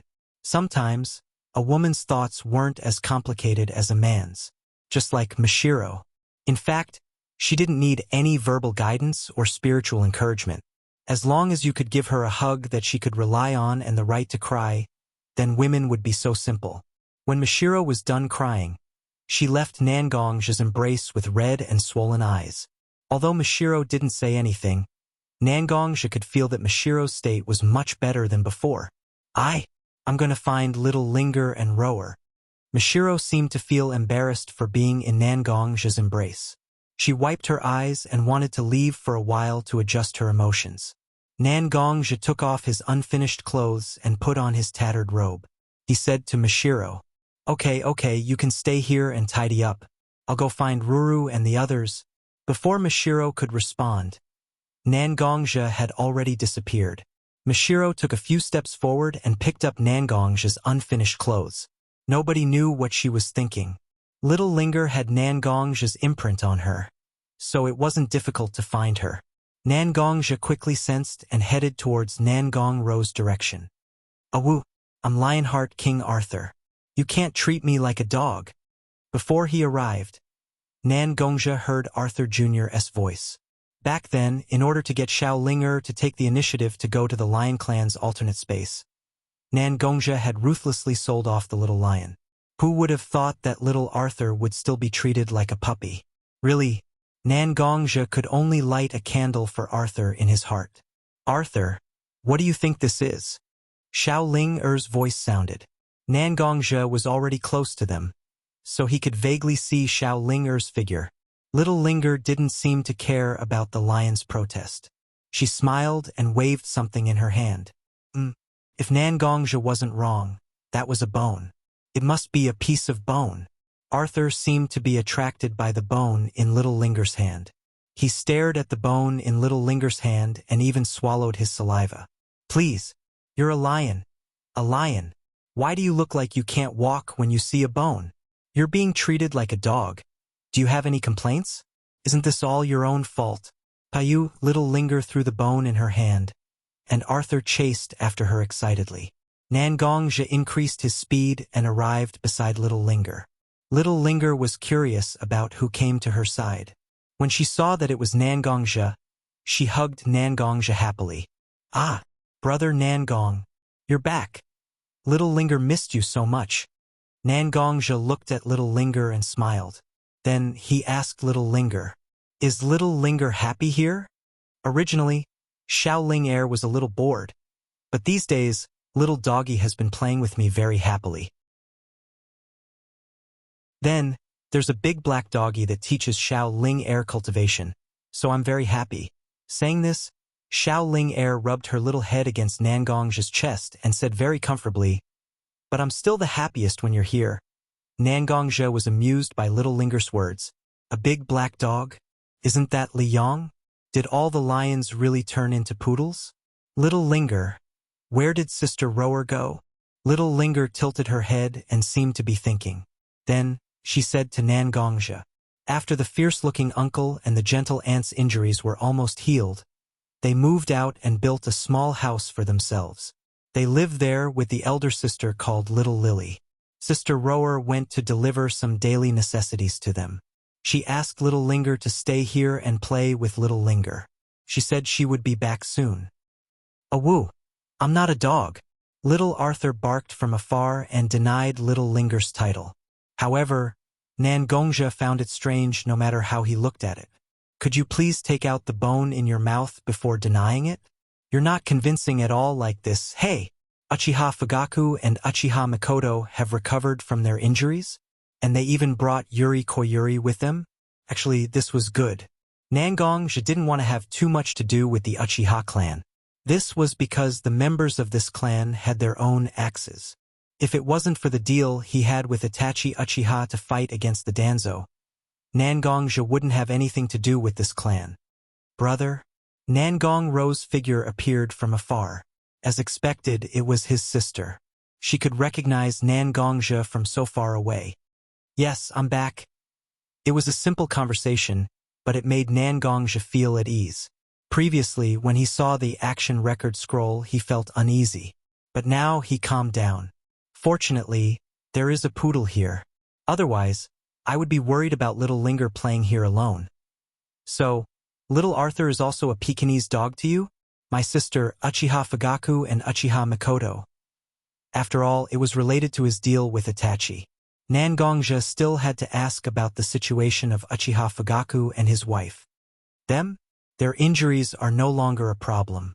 These days, the two of them seem to have gotten rid of the shadow of their clan's extermination. Their lives here are quite comfortable. Nangong-ro thought for a while and said to Nangongja, "They got rid of it? Sigh. The hatred of their clan's extermination. How can it be so easy to get rid of it?" Nangongja muttered. The speaker didn't mean it, but the listener understood. Nangong-ro's gaze slowly became strange.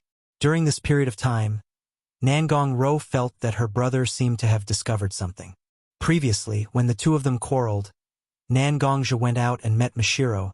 The conflict between the two of them was so unreasonable. After these days of thinking, Nangong-ro felt that Nangongja must have touched on the truth that she and her grandfather wanted to hide. However, no matter how hard she tried, she couldn't tell Nangongja about it.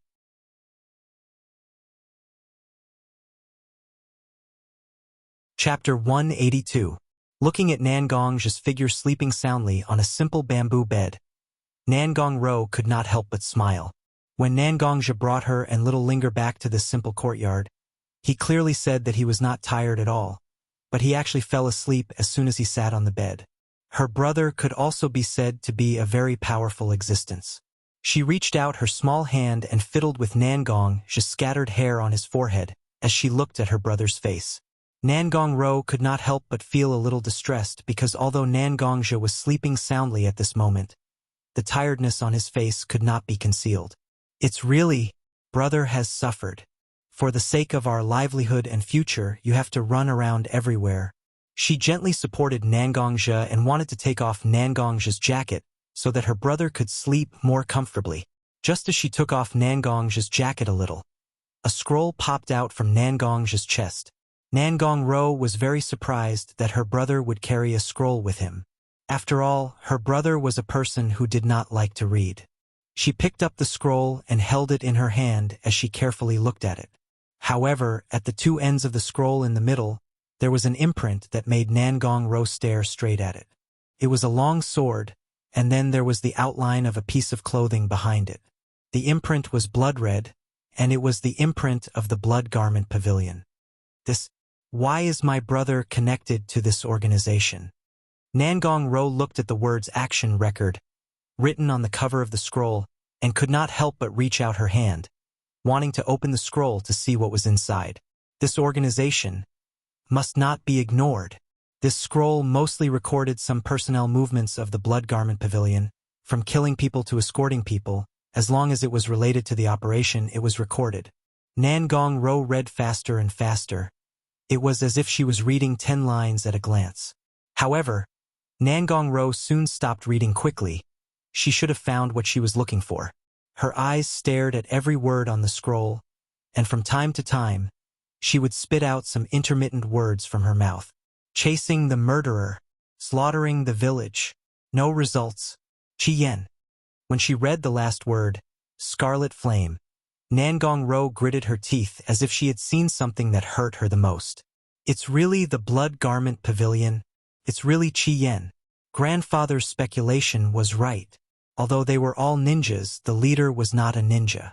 Instead, it was a cultivator who cultivated internal strength like us. Was it just for the Calamity Sword? As she spoke, Nangong-ro looked at the sword that Nangongja put on the table, the Calamity Sword. Originally, Nangong-ro was taking off Nangongja's coat. She had only taken off half of it when she saw the scroll. Thus, she forgot that her brother was still in an extremely uncomfortable position. No matter how tired Nangongja was, he could not sleep at this moment. He could only let out 2 coughs instinctively, allowing Nangong-ro to leave her world. "Ruru, is there a problem with this scroll?" Seeing that his sister's state was obviously not right, Nangongja asked. "Brother, where did you get this scroll?" Nangong Ro did not answer Nangong's question, but instead asked Nangongja, "Oh right, I was afraid that you would be worried before, so I didn't tell you. This time I went to the ninja world to subdue the legacy of the master of the Calamity Sword, the Banishment Senpai, an organization called the Blood Garment Pavilion. Now I am the head of the Blood Garment Pavilion." Nangongja only spoke halfway, but Nangong Ro stared at him. Nangong Ro's tone was even more strange as she said to Nangongja, "The scroll, where did you get it?" Although Nangongja did not understand what happened to his sister, he still said truthfully, "I was recognized as the head, but I still needed to go through some ceremonies." So the altar lords of the Bloodcloth Pavilion looked for some information about the Bloodcloth Pavilion. But at that time, the Bloodcloth Pavilion's 5 elemental altars Jade Water Altar Lord secretly put this scroll in my hands. What's wrong with this scroll? Because Bai Shui's behavior at that time was really strange. Nangongja couldn't help but think of the time when Bai Shui quietly put this scroll in his hands. Although her face was very calm, her eyes were full of playfulness. It was precisely because of this strange playfulness that Nangongja didn't immediately open the scroll after obtaining it. Instead, he kept the scroll in his bosom and went to the Lion Clan's alternate space to find the 3 girls and report his safety. "Brother, you already know, right?" Instead of continuing the topic of the scroll, Nangong Ro suddenly asked such a question. Although Nangongja's face was calm, his heart was already set off a huge wave. "No? No what? Is it about the scroll or about... I don't know what you're talking about." "No what? Ruru, is there something you're hiding from your brother?" Nangongja didn't know why he said such a thing, but Nangongja instinctively wanted to avoid this topic. In the Water Dragon Arch, after the truth was exposed, Nangong Ro's appearance was so clear in Nangongja's mind. Nangongja was very afraid that everything would become the same as in the illusion. "Brother, you're not the only one who knows how strong Grandpa Seal is. I know it very well too. Even though Grandpa sacrificed his life at that time, he was already close to the end of his life. A seal is, after all, a dead thing. Can work for a while, but it doesn't mean it can work for a lifetime, right?" Nangong Ro knew very well that at this time, her brother's strength had far surpassed her grandpa's peak strength. With such strength, he also had outstanding mental strength. The seal was a container. Although it was big, it had a limit. In addition to her brother's strange behavior a long time ago, Nangong Ro felt that it would be an insult to her intelligence if she still couldn't find out anything. Nangongja's eyes turned to the side. He didn't even dare to look at his sister's face. "Sure enough, you already know?" Nangong Ro looked like she was in pain as she pressed her head. "If this scroll didn't appear, I definitely wouldn't talk about this with you. But since this scroll is in front of us, even if it may affect our relationship, you should know about it."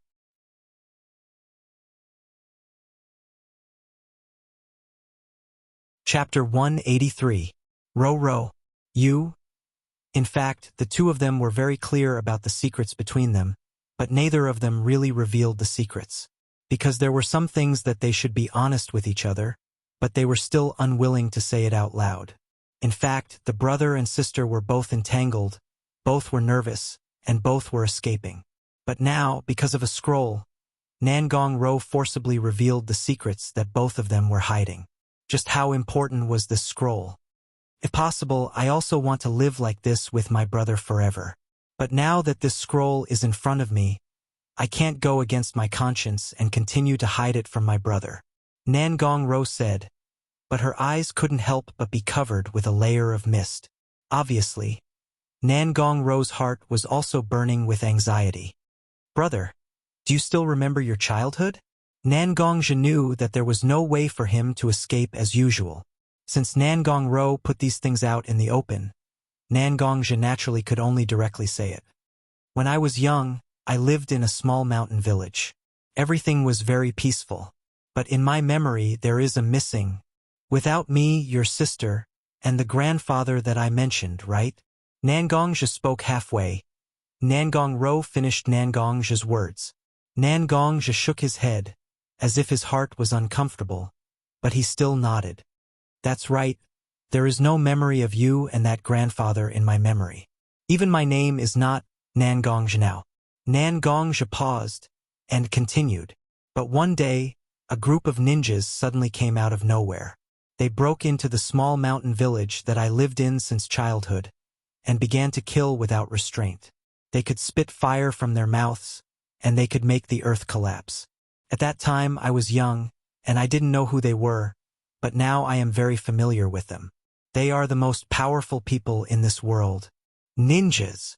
My memory is very vague, but I still remember that I was stuffed into a relatively secret cellar by my mother. I don't know how long it took, but the cellar collapsed. I was buried inside, and the will to survive made me dig a cave to the surface. But my body was also seriously injured because of the collapse of the cellar and various other reasons. I kept walking away from the village with my will, and then I fainted because of my injuries. But I faintly saw two people, Nangongzhi said, and looked at Nangongro. You met me and my grandfather. At that time, your injuries were very serious. In order to save you and allow me to survive in this shinobi world, Grandpa used his own life to seal your memory. He transferred his internal energy to your body and left you this Heaven's Retribution Sword. Nangongro glanced at the Heaven's Retribution Sword and said along with Nangongzhi's words, Onii-san, have you tried to find out who destroyed your village and destroyed your peaceful life? Nangongzhi shook his head. My memory is very vague, and those ninjas who attacked my village didn't have any marks on their bodies that could identify their identity. Even if it was ninjutsu, it was some of the most widely spread ninjutsu in the world of ninja. Although I also want to investigate where these people are, there is no clue at all. Nangongro looked at her brother, and it seemed that there was some struggle in her eyes. With Onii-san's intelligence, you should have already guessed that these ninjas came to the small village that Onii-san lived in order to hunt me and my grandfather, right? Nangongzhi nodded. Indeed, Nangongzhi's village was very ordinary. There was nothing that could make the ninjas who stood at the top of the ninja world to come here and kill people. They are here to snatch this Heaven's Retribution Sword. Nangongro looked at the Heaven's Retribution Sword, and her voice became a little hoarse. Obviously, she was suppressing her excitement. Heaven's Retribution Sword? Although the Heaven's Retribution Sword is indeed a divine weapon, it doesn't have any significant effect on ninjas. It's not a weapon that can enhance chakra, so it's impossible for ninjas to fight for it so fiercely. Unless, yes, the ones who really want to fight for this Heaven's Retribution Sword are actually a group of people who cultivate internal energy. And I think Onii-san should already know the various secrets of the Heaven's Retribution Sword, right? Nangongro looked at her brother. Although it was a question, she was very certain. The creator of the Bloodcloth Pavilion, the legend of internal energy cultivators, the Sword of the Banishment. Yes, it's the Bloodcloth Pavilion. Nangongro nodded. As a large organization, it has always been jointly led by several altar masters. How many people are willing to share the power in their hands with others? Every generation of 5 elemental sanctum master wanted to become the true leader of the Blood Garment Pavilion. They want to make the Bloodcloth Pavilion their own say. But no one has succeeded in becoming the head of the Bloodcloth Pavilion. Yes, there has always been no one. So many people cast their eyes on the Heaven's Retribution Sword, which is said to be the symbol of succession. Nangongro said the truth clearly. What are ninjas? They are powerful mercenaries. As long as you have money, they don't mind killing people for you and robbing things for you. Killing people? Slaughtering villages? That wasn't a difficult thing to do. Those ninjas were all hired by the Bloodcloth Pavilion? Nangongzhi's eyes were filled with murderous intent. He thought that the Bloodcloth Pavilion was the legacy left to him by the ancestors of the banishment.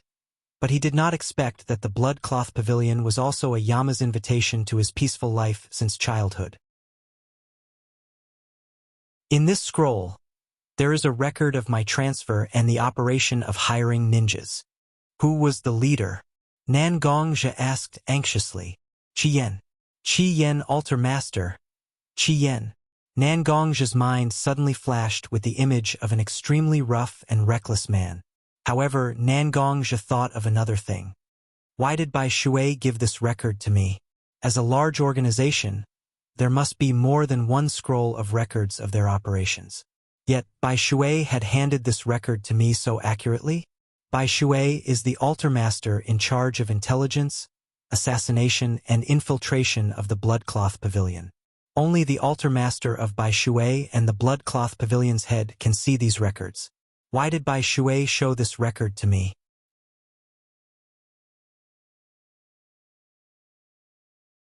Chapter 184. Looking at her brother looking down and pondering. Nangongzhi also felt a little strange for a while. Originally, she thought that after she revealed the things that both of them had been avoiding without any concealment, the relationship between the two of them would definitely change. Even if she didn't say ruthless words like cutting off all ties with him, there would always be something in her heart. But her brother didn't feel anything strange at all, and now he even began to think about deeper things about this scroll. Should Nangongzhi say that he is indeed worthy of being her brother? No matter what Bishui's plan is, at least Bishui told us the truth. Ro, what do you think we should do? Nangongzhi seemed to have thought about it clearly, and intended to put aside the matter of Bishui's secret for the time being. How to deal with the current situation is the most important thing, isn't it? Brother, although the Bloodrobe Pavilion is not famous in the ninja world, it is undeniable that the Bloodrobe Pavilion is indeed a powerful force. The 5 altar lords of the Bloodrobe Pavilion, no matter where in the ninja world, they can easily become a powerful existence. The ninja world has never been a peaceful place. Since there is such a large force in our hands, we naturally can't let it go easily. After taking the action record from Nangongzhi's hand, Nangongzhi shook the scroll and threw it into the air, and with a wave of her small hand, although weaker than Nangongzhi's internal force, it was still very majestic, gushing out from Nangongzhi's hand. In the blink of an eye, the scroll was torn into pieces and drifted in the air. Some things, since we know, should be buried in the bottom of our hearts, and slowly weigh the pros and cons. The dead are gone, and we do have the obligation to avenge them, but we also have the premise of ensuring our own lives. Looking at Nangongzhi's inner strength, Nangongzhi was momentarily stunned. When they were young, Nangongzhi had told him that she didn't have the potential to cultivate internal energy. That was why when Nangongzhi joined with Leaf, he sent Nangongzhi to Kiba Ninja School. He never thought that his sister would have such strong internal energy. Not to mention how much strength Nangongzhi could exert in a real battle. Just her vigorous internal force was enough to wrestle with a Jonin among the ninjas. Your inner strength. Although Nangongzhi didn't want to ask his sister how she cultivated her internal energy, he couldn't help but ask. One must know that internal energy and chakra were not compatible. Internal energy was cultivated by tapping into one's potential and absorbing the energy in the air. Chakra was cultivated by refining the spiritual energy in one's body and the body's potential. Although there was a slight connection, it was impossible to cultivate them at the same time. If his sister really cultivated internal energy and chakra, then it was no different from planting a bomb in his body that could explode at any time. Brother, I've never cultivated chakra before. Nangongzhi's mouth had a sly smile, like a child who quietly stole a candy, with a bit of innocence and cuteness. Then what's with your medical ninjutsu? Even strong people like 3 Generations and Tsunade Haim didn't notice anything strange? Nangongzhi was really puzzled because internal energy and chakra were very easy to distinguish.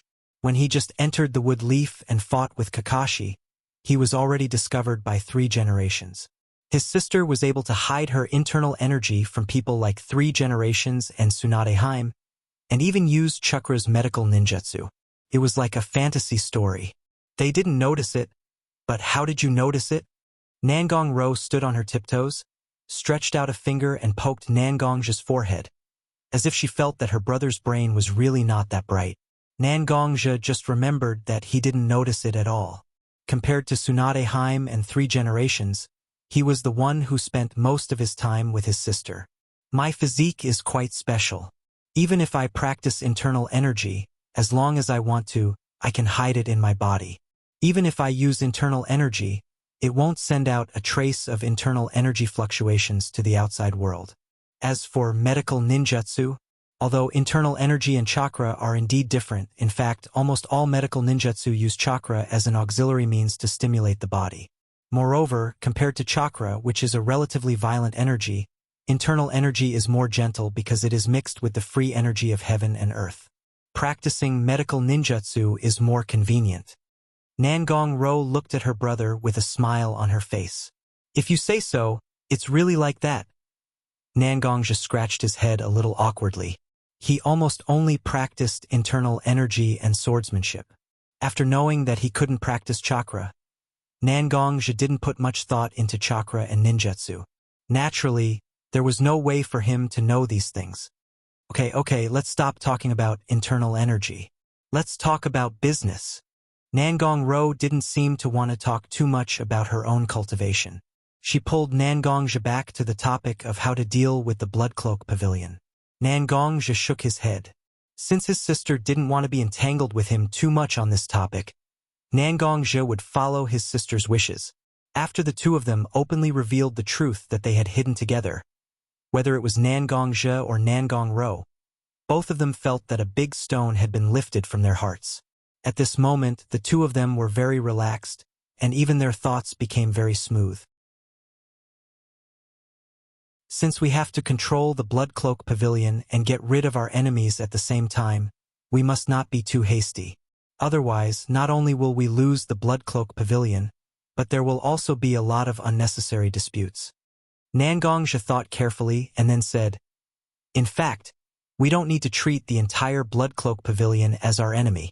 Although I only stayed in the Blood Cloak Pavilion for a short period of time, the 5 altar masters are not really that united. Since there are people who want to seize the Heaven's Calamity Sword, there will naturally be people who are more loyal to me, the master of the Heaven's Calamity Sword. What we need to do is actually very simple. Draw in the forces that can be drawn in and separate the forces of our enemies.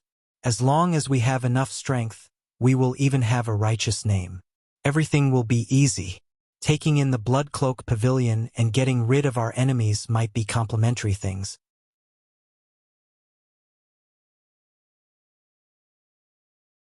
Chapter 185. Brother Nangong, Sister Rower. Sister Mashiro has already finished cooking. If you don't go now, Little Linger will finish it all. Just as Nangong and Nangong Ro were about to continue discussing the various matters regarding the Blood Clothing Pavilion, Little Linger's small head poked out from the crack in the door. Her expression was somewhat unbearable, as if she really wanted to eat. Seeing Little Linger's delicate appearance, Nangong and Nangong Ro looked at each other and smiled. The two of them were scheming back and forth, but this Little Linger became like this because of a meal.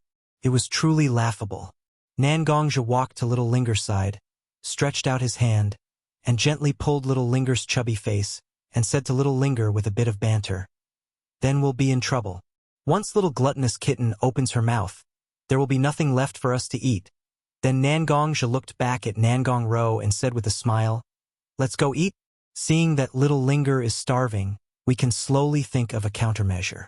If Little Linger is starving, then we'll really be sinful. Nangong Ro also smiled, nodded, and walked to Nangong's side. "Humph, Brother Nangong is bad. He said Little Linger is a little gluttonous kitten. You two were clearly in the room, so why did you keep chatting like this? Sister Mashiro insisted on waiting for the two of you to arrive before we can eat. Little Linger was already starving, so she came to call you." Little Linger pouted her little mouth, as if she was very dissatisfied with Nangong calling her a little greedy cat. She complained about Nangong and his sister. Okay. It's Brother Nangong's fault. Brother Nangong shouldn't have called Little Linger a little greedy cat. It's Brother Nangong's fault. Nangong squatted down so that he could look into Little Linger's eyes. Then he admitted defeat to Little Linger. That's how it is. How can Little Linger be a greedy little kitten? Before Little Linger could finish her words, Nangong had already walked past Little Linger and out of the door, leaving only his voice echoing in the air. Yes, isn't that so? Little Linger has never been a greedy little kitten. She's clearly a big greedy kitten. Brother Nangong, Stop right there. After hearing Nangong's words, little Linger ran towards Nangongzhe with her pair of short legs. She bared her fangs and brandished her claws, obviously wanting to make her brother Nangong suffer and force him to change his words. Brother, you're already an adult, but you're still acting like a child. Looking at little Linger playing with Nangongzhe and little Linger who was choked by Nangongzhe, Nangongro laughed very happily. There was not a trace of the calm and serious appearance that she had when she was explaining the truth and discussing strategies with Nangongzhe.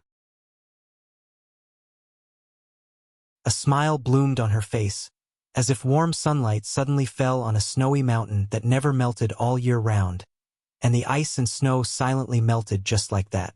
Her brother was still her brother after all. Time passed quickly, and Nangongzhe had already been in the Lion tribe's alternate dimension for nearly a month. Nangongzhe estimated that many of the middle-level and high-level cadres of the Bloodcloak Pavilion should have already arrived, so he left the Lion tribe's alternate dimension under the gazes of the three girls. This time, when everything was settled, Nangongzhe would definitely bring his sister, Mashiro, and little Linger out of the Lion tribe's alternate dimension. Nangongzhe did not have the heart to let them stay in the Lion tribe's alternate dimension without any trace of human habitation. Looking at the symbol of the Bloodcloak Pavilion, the senior banishment's blood cloak, Nangongzhe picked it up and held it in his arm. He then pushed open the door of the chief's office and walked out. After taking a few steps, Nangongzhe had already met Elder Qingmu, the altar master of the Greenwood altar, who was in charge of logistics. Chief! When he saw Nangongzhe, Qingmu solemnly bowed to Nangongzhe. Altar Master Qingmu, there's no need to be so formal. After all, I haven't officially completed the ceremony to succeed the chief of the Bloodcloak Pavilion, so it's better not to be so formal. Nangongzhe looked at Qingmu and smiled very gently. It's just a ceremony. Chief, it's only a matter of time before you become the leader of the Bloodcloak Pavilion. Since that's the case, there's no need to be so formal. Qingmu didn't listen to Nangongzhe's words. He was still very strict with his etiquette. Nangongzhe did not want to be too entangled with Qingmu on such trivial matters. Since Qingmu insisted on bowing, Nangongzhe did not need to stop him. How's the preparation for the ceremony going? Nangongzhe asked the question he was most concerned about. The preparation work is basically completed. All the middle-level and high-level cadres have also gathered. If there are no accidents, the ceremony will be held tomorrow. Qingmu naturally did not need to hide such a serious matter, so he truthfully reported to Nangongzhe. Thank you for your hard work, Altar Master Qingmu. The ceremony is very important. Please take care of it, Altar Master Qingmu. Nangongzhe bowed slightly to Qingmu. There's no need for that, Chief. This is what I should do. Qingmu slightly pushed aside, and a disciple in Qingmu's uniform came to his side. He whispered a few words in Qingmu's ear and turned to leave. Chief, I still have many trivial matters to attend to. If you don't mind, could you? Of course. I just saw Altar Master Qingmu and went to disturb you for a moment. Since you have important matters to attend to, I'll naturally prioritize them. Nangongzhe said with a smile. Thank you for your understanding, Chief. I'll take my leave now. Go ahead, Altar Master Qingmu. The conversation between the two ended. Qingmu also turned and left, leaving Nangongzhe standing in the same place. His eyes were empty, and there were many thoughts running through his mind. Among the 5 elements altar masters, Altar Master Qingmu was the oldest. He wondered what his position was in the various matters. Although the conversation earlier was very casual, Nangongzhe still felt that even old man Qingmu, who was the closest to him, was not willing to become someone else's subordinate. There was still a long way to go before he could subdue the Blood Garment Pavilion. Moreover, one of the altar masters had a grudge against Nangongzhe, as expected of the Blood Garment Pavilion altar masters who stood out among countless people. None of the 5 Blood Garment Pavilion altar masters were easy to deal with. Is Qi Yan really my enemy? Did Bai Shui really just give me a piece of information? Nangongzhe still needed to investigate everything. When he thought of this, Nangongzhe instantly felt a headache coming on.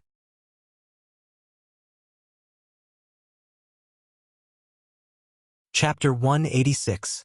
Time always passed very quickly, not to mention that it was only a day. When Nangongzhi woke up from his bed, the morning sun was already shining through the window. After washing up and putting on his clothes, Nangongzhi opened the door to his room. The headquarters of the Blood Garment Pavilion was located on top of a mountain. Coupled with the fact that it was surrounded by woods, the weather was even colder. A few wisps of white mist lingered in the tall attic that had not been dispersed by the sun, making everything look peaceful and comfortable. On the contrary, many of the disciples of the Greenwood altar of the Blood Garment Pavilion were extremely busy. Some were busy sweeping the floor, some were carrying food to some unknown place, and of course most of them were hanging decorations everywhere. Whether it was the hedge or the lawn, they all looked like they had been meticulously built. Your Excellency, Nangongzhi was lost in thought as he watched the busy disciples. Suddenly, a person bent over to Nangongzhi's side and called out to Nangongzhi. When Nangongzhi turned around, he saw a familiar face. "Oh, it's you." The person who called out to Nangongzhi was the waiter who had been with old man Qingmu in the tavern. "Altar leader Qingmu asked me to guard your room. If you wake up, I'll come to your side and be your guide." "Thank you, altar leader Qingmu. There are still many roads in the Blood Garment Pavilion that I don't know. If you can be my guide, it'll naturally save me a lot of trouble." Nangongzhi smiled. Obviously, he felt that it was not bad to have such an acquaintance guide him. "In that case, please follow me. Don't forget to bring the symbol of the Blood Garment Pavilion, the blood garment. We'll have to use this dress for the succession ceremony later." The waiter looked around Nangongzhi and realized that Nangongzhi did not bring the blood garment, so he reminded him. "Thank you for reminding me. I really didn't bring my bloody clothes with me." Nangongzhi patted his head as if he had forgotten about this matter. He quickly ran to his room and picked up the neatly folded bloody clothes.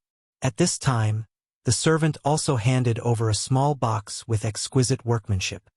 "The blood robe is the symbol of our blood robe pavilion after all. It's really inappropriate for it to be in our hands. If you don't mind, why don't you put the bloody clothes on the box in my hand for now?" The manservant's words were actually somewhat reasonable. The blood garment was the symbol of the Blood Garment Pavilion. It would not be good for the Blood Garment Pavilion to hold it in their hands. "There's no need for the box." Nangongzhi looked into the servant's eyes and said with a smile, "This blood-red robe is a remnant of senior banishment. Since it has chosen me, there is no need for it to return to the box." Although the servant was slightly surprised by Nangongzhi's words, he did not say much. His eyes were very calm as he put away the wooden box in his hand. Without waiting for the servant to continue speaking, Nangongzhi turned over the bloody clothes in his hand and directly put it on his body. "Let's go." Looking at the servant, Nangongzhi suddenly said such a sentence. Then, without paying attention to the servant's reaction, he took the lead and walked away. "Oh, isn't that the bloody clothes enshrined in the main hall? Is this the new head of our Blood Garment Pavilion? He looks so young." "Don't talk nonsense. Don't look at his young age. He is very famous in the ninja world. Some people call him Yama. How much strength can such a kid have? I don't know if he used the Heaven's Disaster Sword in his hand to force several altar lords to sit on the throne." "Silence. This person is not to be trifled with. I heard that the reason why he was able to become the head is that he passed the Dragon Transformation Road by himself." "Dragon Transformation Road? That's the Dragon Transformation Road. That's really amazing. I didn't expect that someone could pass such a difficult trial." Along the way, many disciples of the Blood Garment Pavilion saw Nangongzhi. The Heaven's Disaster Sword in his hand and the bloody clothes on his body were really difficult to not recognize.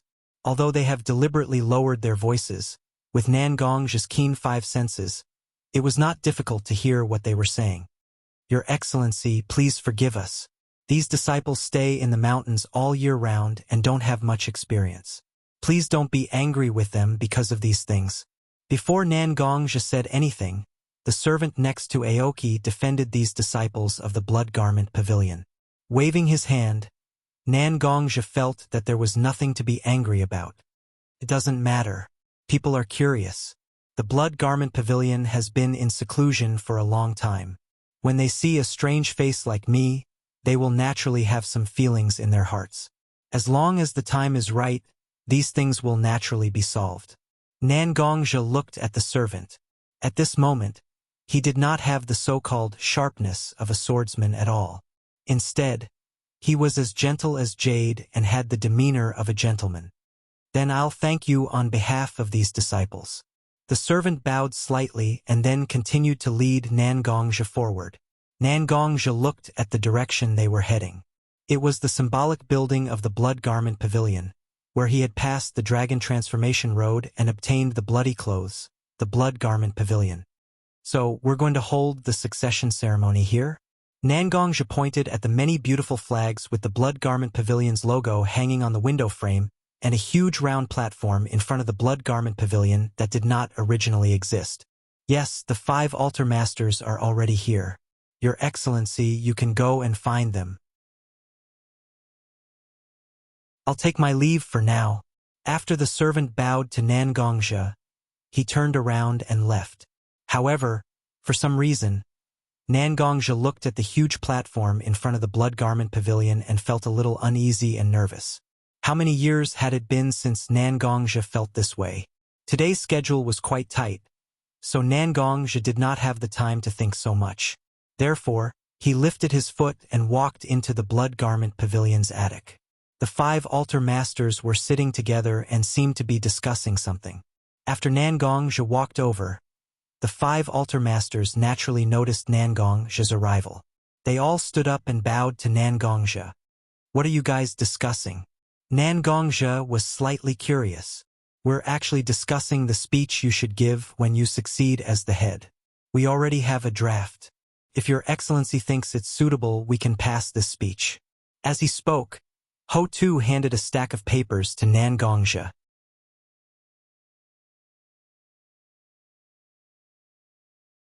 Chapter 187. Nangongzhi looked at the thick script and didn't say anything. He just slowly flipped through it. The altar masters didn't say anything. They were waiting for Nangongzhi to finish reading the draft and see if he had any comments. It didn't take long for Nangongzhi to finish reading the script in his hand, but his expression was indescribably strange. Although the script wasn't bad, it was long-winded, and there were many meaningless words that were repeatedly piled up. Nangongzhi really didn't know what to say. This script. Nangongzhi handed the thick script in his hand back to Ho-Tu. Although there's no problem, it's a bit too cumbersome, Nangongzhi said, but he also remembered the time when he was still in Konoha, every time he gave a speech to Hokage-sama, and then he thought about the state he was in every time he listened to Hokage-sama's speech. He couldn't help but feel conflicted about this tedious speech. You see, I'm just saying that a long-winded script is definitely unbearable for the head seat. You all just don't listen, you all insist that this is the only way to highlight the prestige of the head seat. Hearing Nangongzhi's words, Akame immediately came out and said anxiously, looking at Akame's rough appearance, Nangongzhi really couldn't connect such a person with the image of hiring ninjas to kill a village and snatch the Heaven's Calamity Sword. Is there something else hidden, or is this a careful disguise? Nangongzhi couldn't tell at the moment, maybe more time is needed to test it. I wonder what the head seat thinks. Ho-Tu, who has always been steady, also asked. This succession ceremony is actually equivalent to letting the members of the Bloodcloth Pavilion know me as the new head seat, so there's no practical significance in saying so many flowery words. I also have some scripts in my mind. If you don't mind, I'll go on stage myself. Nangongzhi said his opinion one by one. Head seat, although the succession ceremony is an internal event, it is also extremely important. It's not that I don't believe you, but there should be no loopholes in the speech. Aoki suddenly said, Of course, I will definitely not let you down. The Bloodcloth Pavilion is not only your Bloodcloth Pavilion, but also mine, Nangongzhi's Bloodcloth Pavilion. Hearing Nangongzhi say this, the altar masters had nothing to say. They all saluted Nangongzhi, then went out one by one to supervise the layout of the venue. Only Nangongzhi remained, watching the Blood Garment Pavilion's disciples busying themselves with the ceremony. No one knew what he was thinking. Not long after that, it was already late. The Blood's pavilion's SSSSSSS. Nangongja didn't show up, he just stayed inside the attic. Many people took their seats, and the 5 altar masters of the 5 elements altar were already standing on the round platform that Nangongja had been looking at for a long time. The oldest, Aoki, took a step forward, then gathered his internal strength and spoke. "Thank you for putting down your many things and coming to the headquarters of the Bloodcloth Pavilion." Aoki's slightly old voice became extremely loud under the influence of his internal strength. Even Nangongja, who was inside the attic, could hear it clearly. "My Bloodcloth Pavilion has always existed as a hidden force in the ninja world. We have never fought for hegemony or bullied the weak. We are just like the beginning, an organization established by a group of internal strength cultivators for self-protection. All our actions are carried out for self-protection. This has always been our purpose. However, the Bloodcloth Pavilion has always been incomplete. After the death of Banishment Senpai, the head of the Bloodcloth Pavilion has been vacant. Banishment Senpai left the 9-dragon painting wall for us, and the path of dragonization is the only test to succeed the head of the Bloodcloth Pavilion. However, none of us unfilial descendants were able to successfully pass through these checkpoints. It really makes one sigh endlessly. However, today is different from the past. In the past, our Bloodcloak Pavilion could live in the isolated world of shinobi and protect ourselves from the flames of war. But now, the ninja world is becoming more and more confusing, and some of the information from Aquamarine Altar is enough to prove that there is an undercurrent in the ninja world. Until 1 month ago, a person came to our Bloodcloth Pavilion with the sword of Banishment Senpai. It was he who passed the path of dragonization with his own strength and got the recognition of the Bloodcloth left by Banishment Senpai. So the 5 of us have gathered all of you here to meet the new head of the Bloodcloth Pavilion. After Aoki finished his last sentence, he had already led the 5 altar lords to stand together in 2 rows, and the empty road in the middle was directly facing the door of the Bloodcloth Pavilion. The door, which was still closed, slowly opened at this moment with a somewhat muffled squeak sound. A person was standing inside the door. The figure was slightly thin and wore a blood-red brocade robe. His black hair was soft and low, almost touching his shoulders. He was holding a very simple-looking black sword in his arms. But these couldn't compare to the eyes of the person. A pair of starry eyes and sharp eyebrows seemed to have endless wisdom and calmness. This person was Nangongja, who was known as Yama, and was about to become the head of the Bloodcloth Pavilion. There was no applause, no cheers, just the sight of Nangongja. Silence, but also with an inexplicable power. Stomp! Nangongja took a step forward, and the sound of his feet hitting the ground was so clear as though it was ringing in everyone's ears. Without stopping, Nangongja's footsteps did not stop. As the sound of his feet hitting the ground resounded, Nangongja began to release waves of pressure from his body. In the beginning, the pressure was very weak, just like an ordinary young man who had just cultivated for a few years. However, this pressure wasn't constant. Instead, it was constantly increasing in strength. 1 step, 2 steps, 3 steps. Nangongja was getting closer to the huge round platform, and the pressure on his body was getting stronger. Gradually, some of the ordinary disciples from the Greenwood altar could not hold on anymore. Their knees kept shaking as though they would immediately kneel on the ground if there was a little external force. Subsequently, it was not just the ordinary disciples from the Greenwood altar, but the middle-level cadres of the Bloodcloth Pavilion who were weaker below the platform also became like the ordinary disciples.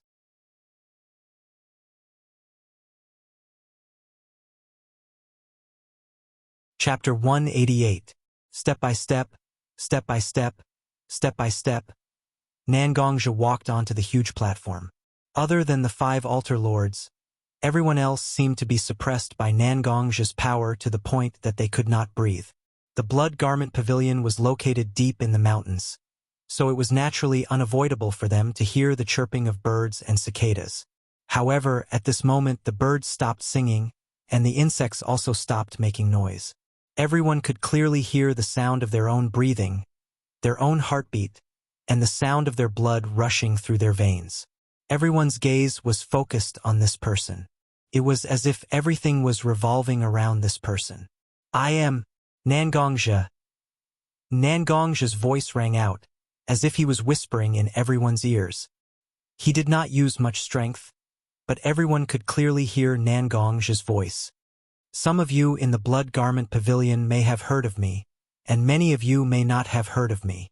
So, I will introduce myself to everyone here. I am Nangongzhi. Different people have different names for me. My opponents call me Yama, and my friends call me Hero. However, I know that these are not me. I am only myself, the me who holds a sword and fights to the death with others. However, when I made up my mind to come here and break through the path of dragonization with the sword, I knew that I had obtained another identity. I will be the head of the Blood Garment Pavilion. This identity not only makes me your immediate superior, but it also puts a heavy burden on my shoulders. I have also asked myself, can I really bear such a heavy burden? Managing and leading an organization is not a one-on-one fight. There are many problems that I have never faced before. I have to be responsible for the lives of everyone who is willing to join the Blood Garment Pavilion. In my previous life, this was unimaginable. I am naturally lazy, but for various reasons I had to come here. In accordance with the wishes of senior banishment, you will be responsible for every life with this heavenly tribulation sword. As Nangongzhi spoke, the audience below the stage gradually became enthralled. Unlike countless people who had lofty aspirations, Nangongzhi was currently chatting with an ordinary person. She expressed her worries and confusion. Although it wasn't as imposing, it was very sincere. Almost everyone who could become a leader was a smart person. When interacting with others, it was inevitable that one would carefully ponder over the meaning of the other party's words. At this moment, Nangongzhi said everything so straightforwardly. Indeed, it was easy for others to hear his thoughts. However, I gradually understood why I repeatedly went against my own will and came here to challenge this dragonization path. Because I need you, just like how you need me. I have experienced the Shinobi World War, and I have seen countless people displaced in the war. They are very similar to the ancestors of the blood-robed pavilion who were oppressed and exploited. Everyone present, I believe that you all think that you have enough strength to protect yourself in the shinobi world. But is this really the case? I believe that you have already felt the pressure I have imposed on you. This is not to show off. It is to tell you that there is always someone stronger.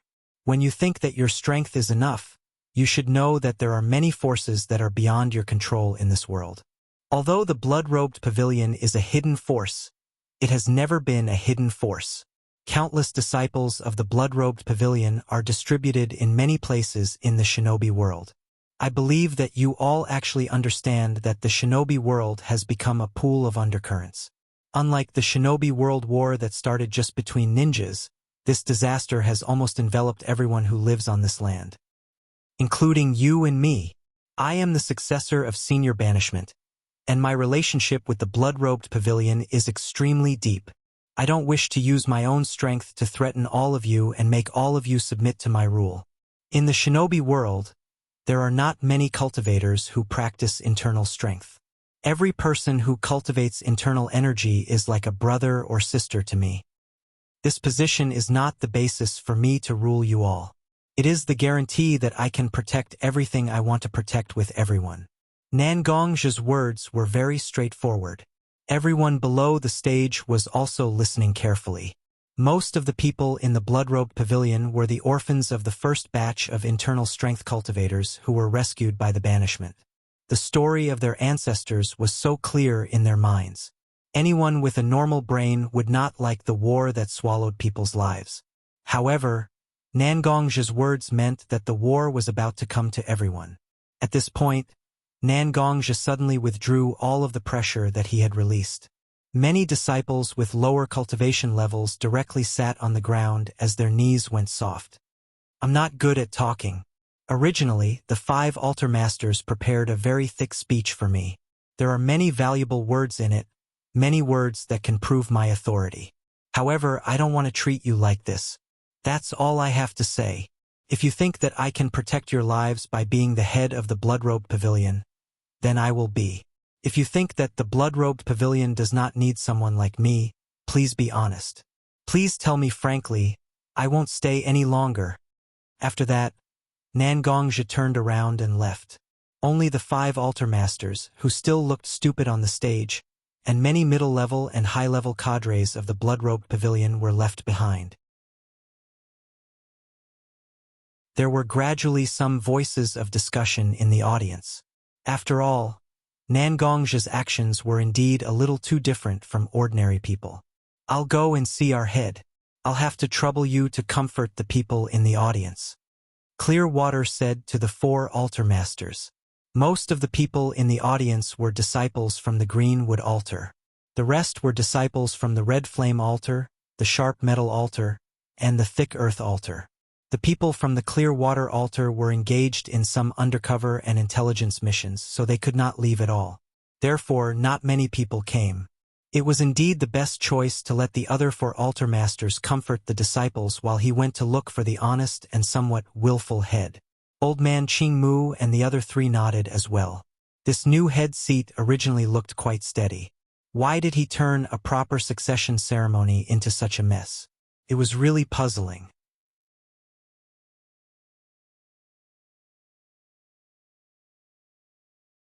Chapter 189. Knock knock. There was a light knock on the door of the Blood Clothing Pavilion's head office where Nangongzhi was. Bai Shui stood in front of the door, waiting for Nangongzhi's response. Please come in. Nangongzhi's lazy voice came from the office. Bai Shui's lips curled into a smile as she opened the door and looked at Nangongzhi. The blood robe that represented the Blood Robe Pavilion had been casually placed by Nangongzhi's side, as if he didn't care. You've really created quite a bit of trouble for us, our new Lord Head. Bai Shui's words were somewhat reproachful, as if she was criticizing Nangongzhi's actions. However, there was still an indescribable smile in her eyes, as if she was very appreciative of Nangongzhi's actions. Is it very troublesome? If you can't even solve such a small matter, then how did you all become altar masters who are second only to one person and above thousands? Nangongzhi looked at Bai Shui and said with a hint of ridicule, Of course we can solve such a small problem, but it's really annoying to have such trouble appear out of nowhere. Bai Shui took a few steps forward, so that she could lean on Nangongzhi's desk. Her beautiful figure was displayed in front of Nangongzhi. Unlike Mashiro and Nangongro, who were still young and tender, Bai Shui was simply like the most delicate flower, displaying her beauty. Bai Shui's face was almost pressed against Nangongzhi's face, her hot breath from her nose and mouth hitting Nangongzhi's face. The head speech just now was indeed a good speech in a certain sense. Simply like a challenge letter with the fiercest words. It's just short of pointing at our noses and cursing the disciples of the Blood Garment Pavilion as trash. Unable to ensure your own safety, we are waiting for a lazy person like you to come and save us from the fire and water. You are really arrogant, our Lord Head. Nangongzhi moved his head back, as if he didn't want to maintain such a position that could easily be misunderstood by others. He said indifferently, I don't think it's nonsense. I don't think I'm spouting nonsense. The relationship between me and the Blood Garment Pavilion is one of mutual benefit. Indeed, these are all facts, but if you make it so clear, how awkward will it be? Bai Shui reached out her hand and flicked Nangongzhi's head, as if she was teaching her disobedient little brother. You? Nangongzhi didn't know how long it had been since he was treated like this, but after being flicked on the head by Bai Shui, Nangongzhi didn't feel any resistance. Instead, he felt that Bai Shui's actions were natural. It was really strange. Okay, I won't waste time here with the head. Anyway, with the head's temper, I think he won't listen to my nagging. I'd better go back and appease those disciples who were ridiculed by the head seat together with those fools. Bai Shui said, no longer leaning on Nangongzhi's desk. She waved her hand without looking back and walked out of Nangongzhi's office. Bai Shui, who are you? Nangongzhi seemed to be asking Bai Shui, but also seemed to be asking himself. Bai Shui gave Nan Gongzhi a very strange feeling. "How is our lord head?" Aoki asked when he saw Bai Shui coming over. "Alas," Bai Shui sighed, as if she was very disappointed. "He didn't regret it at all. Was our decision to let him go on the dragonization path wrong?" Aoki seemed to regret letting Nangongzhi challenge the dragonization path and giving Nangongzhi the opportunity to become the head of the Bloodcloth Pavilion. In fact, there is nothing wrong with what he said. We do need his help to really set foot in the ninja world. His reputation, his strength is what we need. Although his actions today were reckless, it isn't bad news for us. The Bloodcloth Pavilion has been under the management of the 5 Altar Lords. Even in the early days of its establishment, the banishment elders didn't want to reach their hands into the power of the Bloodcloth Pavilion. Since Nangongzhi has disappointed us so much, then we will treat him as a clay statue. We will just treat him well. Bai Shui didn't seem to mind that Nangongzhi didn't know how to manage the Bloodcloth Pavilion. On the contrary, she was somewhat glad that Nangongzhi didn't know how to manage the Bloodcloth Pavilion. Bai Shui is right. That boy named Nangongzhi doesn't seem so reliable. Since he is willing to lose such an opportunity to win over so many disciples of the Blood Garment Pavilion, then we don't mind making him a mere figurehead. Let him stay here obediently. Akame was the first to jump out and agree with Bai Shui's point of view. She looked at Bai Shui with a pair of eyes full of a kind of flattery.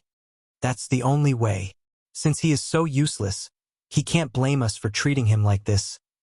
Aoki shook his head, as if he was very disappointed. He no longer discussed with the other altar lords and turned to appease the disciples of the Bloodcloth Pavilion. Seeing Aoki leave, whether it was Rue Jin or Ho Tu, in fact, tacitly agreed to Nangongzhi's attitude, so the remaining 4 altar lords also left. At this moment, no one knew what the 5 altar lords were thinking in their hearts. However, the decision to make Nangongzhi a figurehead was definitely going to be fulfilled. Nangongzhi's office was at the top of the symbolic tall building of the Bloodcloth Pavilion. Through the window, not only could one see the grief and indignation of the ordinary disciples of the Bloodcloth Pavilion, but one could also see the scene when the 5 altar lords had gathered together to discuss their attitude towards Nangongzhi. Haha, this opening is really just right. The Bloodcloth Pavilion is indeed very important to me, but I have an almost perfect escape route in the Lion Clan's alternate space. As long as I am willing, no matter what, I can guarantee the safety of Mashiro and the others. To me, the Bloodcloth Pavilion is just a chess piece. I hope the plan that Ruru and I have discussed for so long can be implemented smoothly. When the time comes, whether it is the Bloodcloth Pavilion or my enemy, they will all obediently fall into my hands. The so-called declaration of war and the attitude of the 5 altar lords towards Nangongzhi in the future were actually all under Nangongzhi's control. If you want to take, you must first give. Instead of pointlessly clashing head-on with the 5 altar masters who held great power in their hands, he might as well play dumb and wait for the right time to take everything into his hands.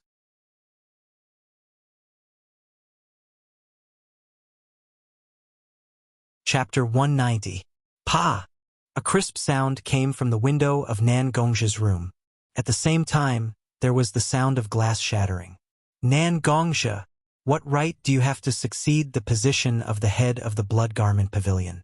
You were just lucky enough to pass the path of dragon transformation.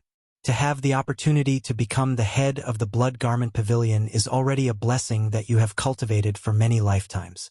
You actually dared to belittle the Blood Garment Pavilion in public, as if you are very unwilling to become our head. Why don't you come out and face your death?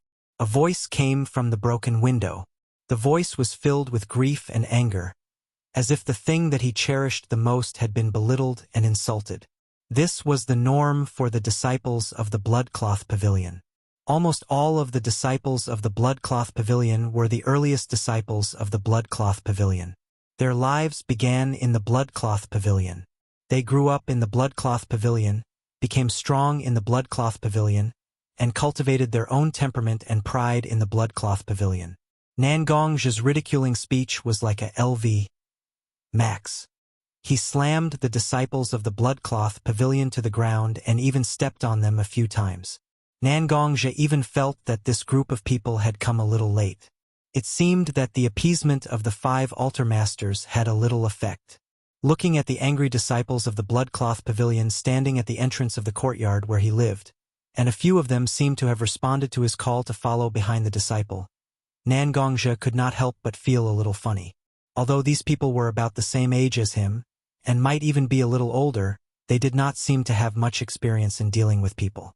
She didn't know who instigated it, but she stupidly became a target that pushed her and ruined her reputation. Nangongzhi raised his Heaven's Disaster Sword and put the bloodcloth pavilion on his shoulders. Then he jumped out of the broken window. Originally, when the disciples of the Bloodcloak Pavilion smashed the windows of Nangongzhi's residence, they were secretly delighted that their prank had succeeded.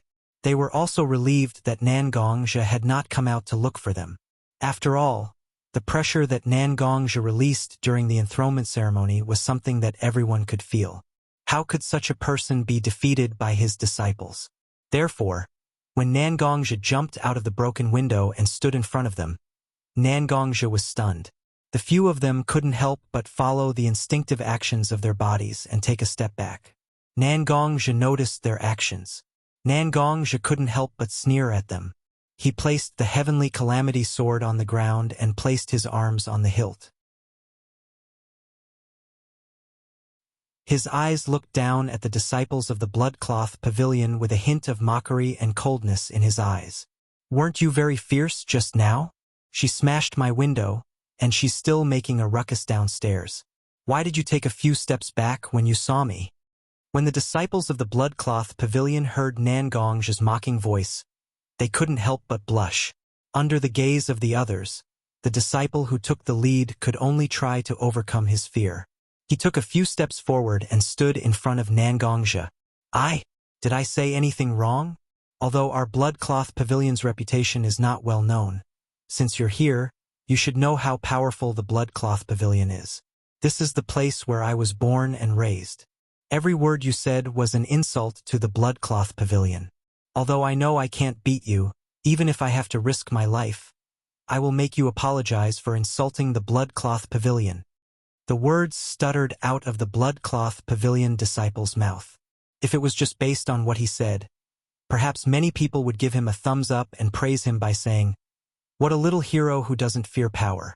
However, when they looked at the little hero's trembling legs and fluttering eyes, were these words really what the bloodcloth pavilion disciple wanted to say? If so, it would really be a disgrace to the little hero's name. Boy, wanting to show off is a bad habit of every young person. This is nothing. Who hasn't been young and frivolous? However, to be used by others like a fool, are you really prepared to anger the strong? Nangongzhi's face no longer had the mocking expression from before. Instead, there was a trace of seriousness. Such a serious attitude made the disciples of the bloodcloth pavilion, who came to provoke Nangongzhi, even more flustered. Did they really do something wrong? Did they really overestimate their abilities? Was he really prepared to face the wrath of the emperor? These questions lingered in the minds of the bloodcloth pavilion disciples. Suddenly, Nangongzhi released his murderous aura. The majestic aura reminded the teenagers of Nangongzhi's insufferably arrogant attitude when he walked out of the attic. It was like a god patrolling. Don't come over." The leading teenager actually sat down on the ground because of the pressure of the aura. Almost in an instant, his face was full of tears and snot.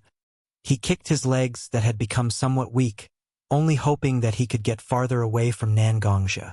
Looking back at the bloodcloth pavilion disciples who came with him, the teenager was even more afraid when he saw that they had already disappeared. Before coming, the teenager actually knew a lot about Nangongzhi. This person was a famous butcher in the ninja world. During the Ninja World War, because he killed a lot of people, he was called Yama. Could a small shrimp like him really save his life in the hands of Nangongzhi? He didn't know where he got the strength from, but he actually stood up and stumbled to run away. Nangongzhi didn't stop him. In fact, Nangongzhi deliberately let the teenager stand up by himself. His eyes glanced at a secret place near Nangong's residence, and Nangong's voice came.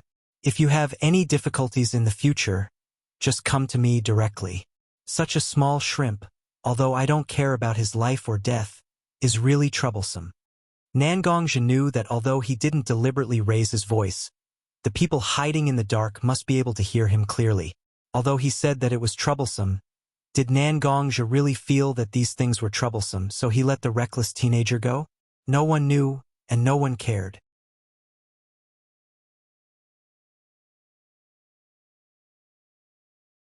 Chapter 191.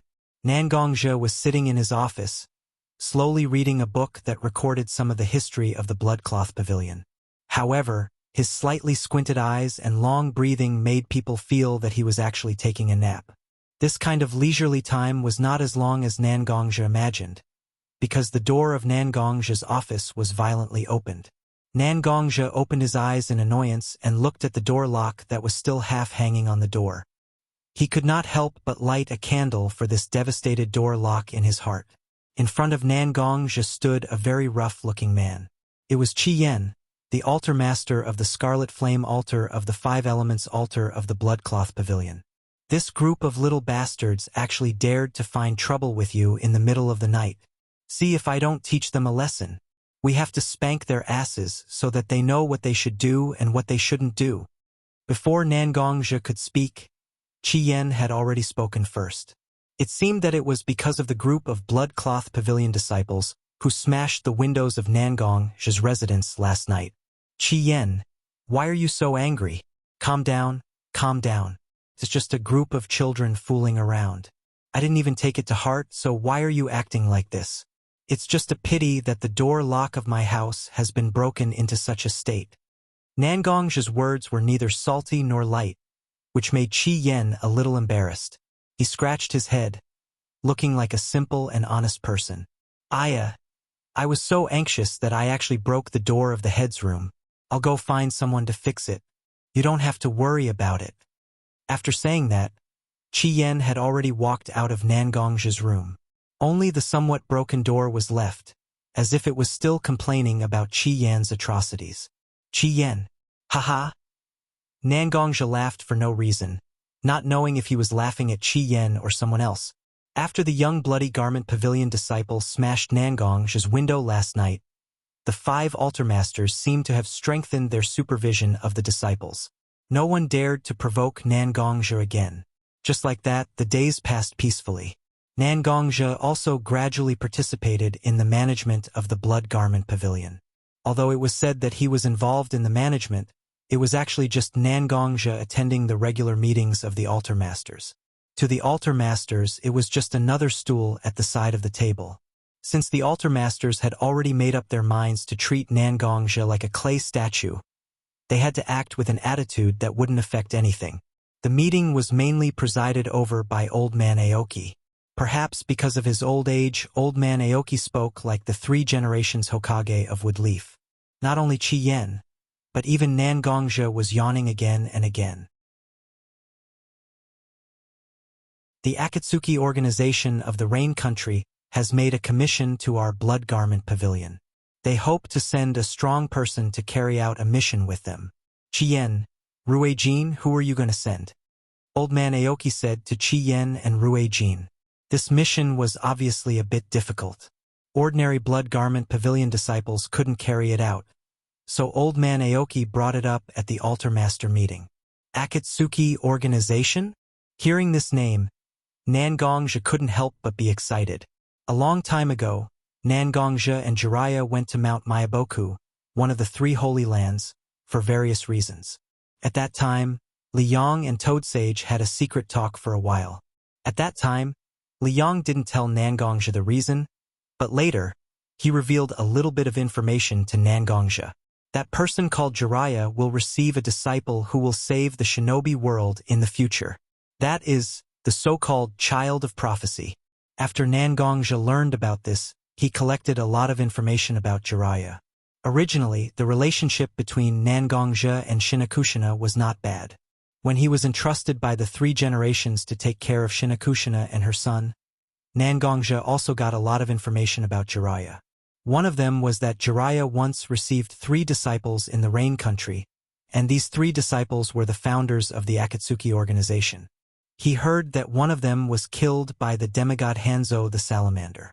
Now it seems that 2 former disciples named Nagato and Konan are leading the Akatsuki organization. What's more, Itachi Uchiha, his ally, joined the organization after leaving the Woodleaf.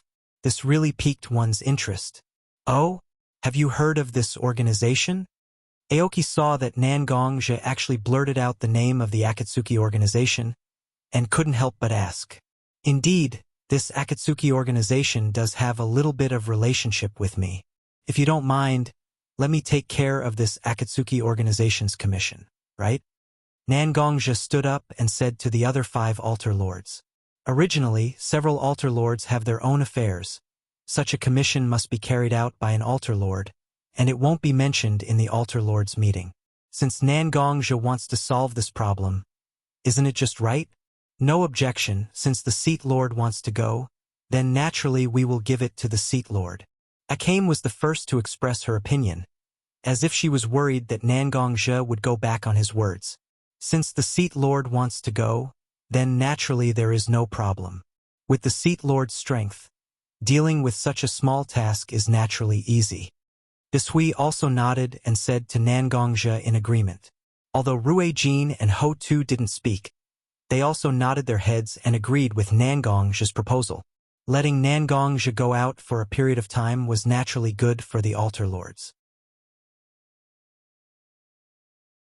Although they always wanted to treat Nangongja like a clay sculpture, if Nangongja's brain cramped and slightly complained about the Bloodcloth Pavilion's disciples, then it really wouldn't be a good thing.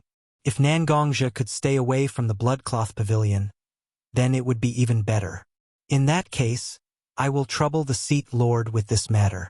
After this meeting, I will have Bai Shui send the detailed information to Sir Headseat. Aoki saw that several people didn't have any objection, so he made a conclusion. Then they began to talk about other things, but at this moment, Nangongja's mind had drifted to the Rain Country. Akatsuki organization. Although it was inconvenient to communicate with him, Nangongja still had some information about this organization. It was really interesting.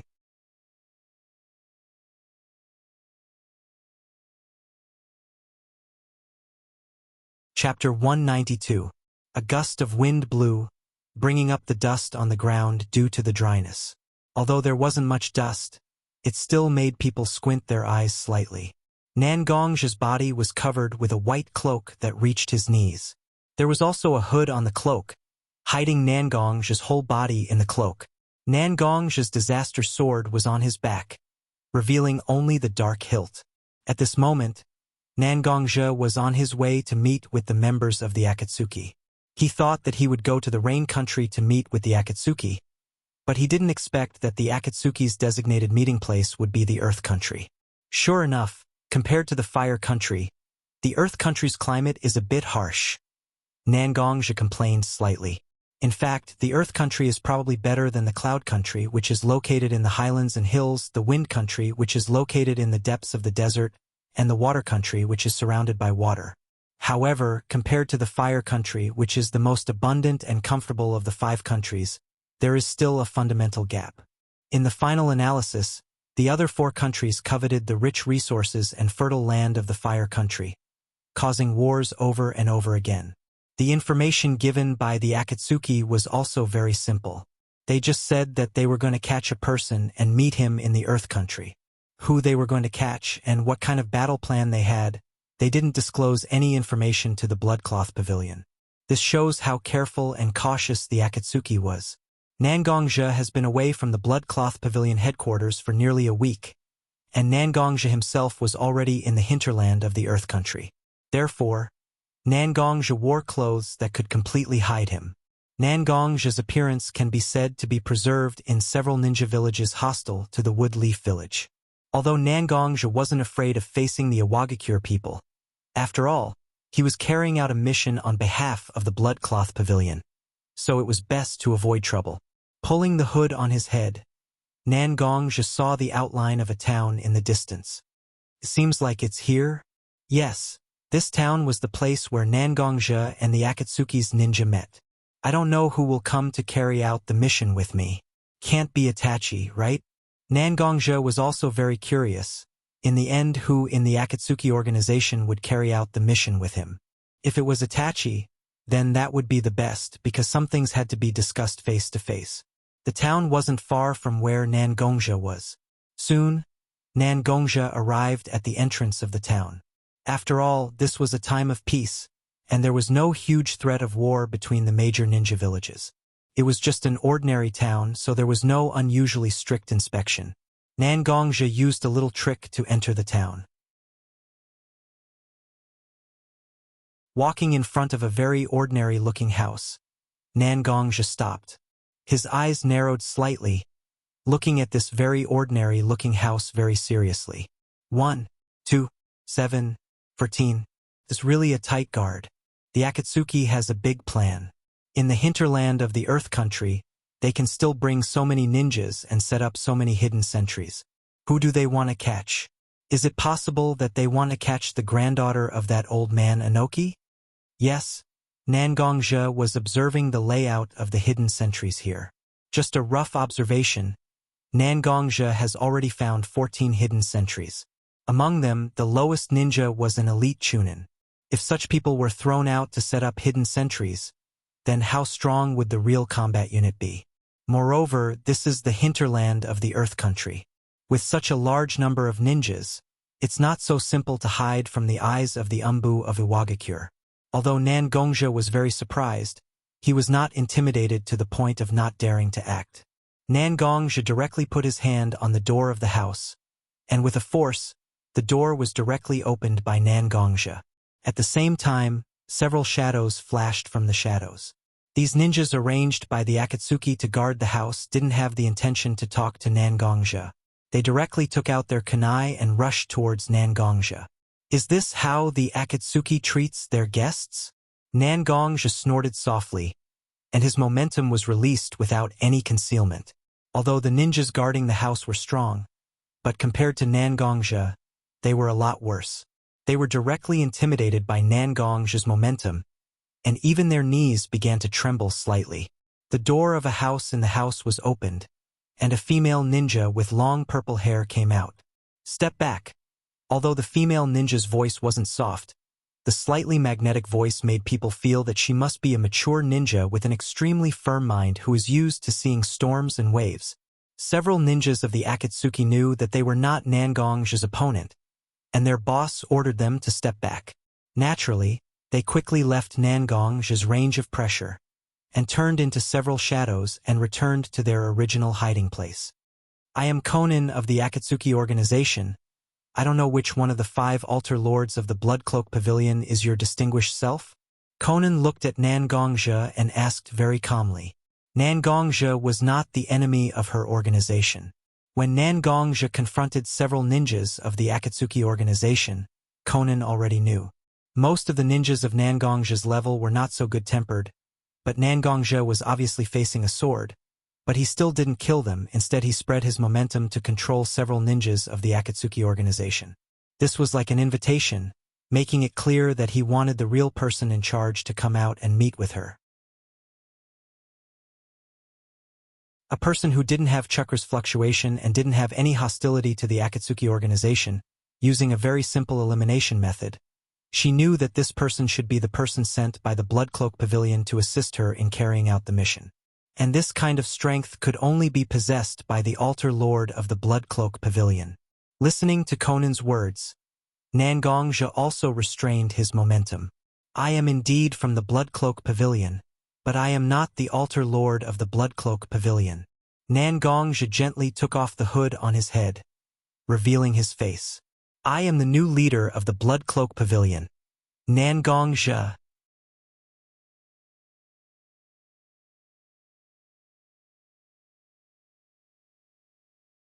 Chapter 193. When Nangongja said his name, the originally calm Konin's face changed color. Nangongja? Nangongja from Konoha, who is known as Yama? Konin looked at Nangongja with a slightly hostile gaze. It seemed that Konin was not so friendly to Woodleaf, and even had a bit of resentment. Woodleaf? That's already in the past. When Danzo made a move on my family, I no longer thought of myself as a Woodleaf ninja. Woodleaf and I have a mutually beneficial relationship. Since they are not benevolent, then I can only be unrighteous with them. Nangongja shook his head, and a strange color appeared in his eyes. Conan saw it very clearly. It was a look of resentment, a look of grief and indignation. It was the same look she saw in the mirror every day. I have no interest in all the dirty things between you and Woodleaf. Since you are here on behalf of the Bloodcloak Pavilion, then just carry out the mission with us. As the Nangongja, I recognize your strength very much. Conan said such a sentence indifferently, then turned around and left, returning to the small room where she was just now. She's not cute at all, Nangongja mumbled. Whoosh! The sound of air being torn apart instantly sounded, and a snow-white shuriken shot towards Nangongja. Although the speed of the shuriken was very fast, it was still very ordinary for Nangongja. Nangongja stretched out his hand, and the sharp white shuriken was already in his hand. The texture of the white shuriken was very strange. It was simply folded from white paper. Be careful when you talk next time. It's very impolite to talk behind people's back. Conan's voice came so leisurely. Although it was still dull, there was a feeling of anger unique to a young girl. Paper release? Nangongja's fingers slightly rubbed the white paper shuriken in his hand, thinking of the scattered information he collected about Conan and Nagato. This ninjutsu seemed to be practiced under the guidance of Jiraiya. Using white paper to perform ninjutsu was originally just a small trick, and it had not yet become a release technique. But with Conan's talent, this ninjutsu using white paper became more and more mature, and now it can be called a release technique similar to a secret technique. If even Conan can do this, then how powerful is Nagato, who is rumored to be more talented than Conan, at this moment? Nangongja didn't know, because the information he knew was very scattered. Just a little bit of information about Conan and Nagato was the result of Nangongja's hard work. The legendary child of prophecy. I wonder which disciple of Jiraiya is he, Conan, Nagato, or the fourth Hokage who has been wandering in the ninja world with almost no news about him, Watergate? Forget it. Forget it. These things are too far away for me to care about. Nangongja had never believed in fate, gods, or Buddhas. Even the sage of the six paths, known as the ancestor of all ninjas, was not born holy. As long as I have enough strength, as long as my faith is firm, whether it's fate or gods, Nangongja will not hesitate to cut them. Just when Nangongja was still rubbing the paper shuriken in his hand, an Akatsuki ninja came to Nangongja's side. Please follow me to your residence and rest for a while. Knowing that Nangongja was an external aide invited by their organization, the Akatsuki ninja became more respectful. This is the shinobi world.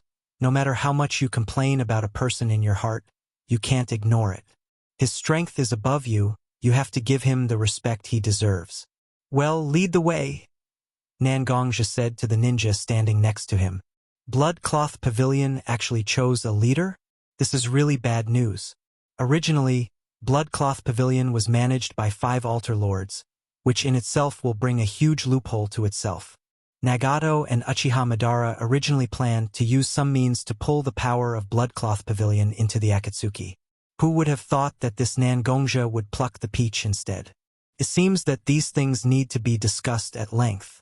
Conan's mouth whispered slightly. Although Bloodcloth Pavilion was a hidden force, Conan was still very clear about their situation. Such an organization was only a little weaker than the Akatsuki on the surface. Nagato and Uchiha Madara have been envious of it for a long time. Bloodcloth Pavilion's loose management system also provided an opportunity for the Akatsuki to annex Bloodcloth Pavilion. Originally, the one who was sent to carry out the mission with the Akatsuki was supposed to be an altar lord of Bloodcloth Pavilion. With all kinds of arrangements, Conan was confident that she could pull that person into the Akatsuki. But Nangongja came, with the identity of Bloodcloth Pavilion's leader. All of this really disrupted the Akatsuki's plan. Conan stretched out her hand and waved it on a piece of paper in front of her. The white paper immediately moved on its own, but in the blink of an eye, the letter had already turned into 1,000 paper crane. She held the paper crane in her left hand and made a hand seal with her right hand, and chakra instantly poured into the paper crane. The paper crane wobbled and waved its white paper wings, and it seemed to adapt to the flight for a while, and then it was slightly pushed out of the window by Conan. Fortunately, my main mission this time is not to take Bloodcloth Pavilion under my command, but to take another person. I will pass the message to Nagato first, and the rest will be handed over to Nagato and Uchiha Madara. A week of long journey indeed made Nangong's state slightly worse. After a little rest in this house, Nangongja felt that he had almost recovered, but his door was knocked by the Akatsuki's ninja. Nangong-sama, Conan-sama said that everything is ready and asked you to come and discuss it. Finally, is it time to get down to business? Nangongja was really bored in this house, and he already had the idea of starting the mission early and then leaving as soon as possible. After all, this was the hinterland of the Earth Country, plus he had to assist the Akatsuki in carrying out the mission. In order to prevent his whereabouts from being leaked, Nangongja could only stay in the house every day. Okay, I'll go now.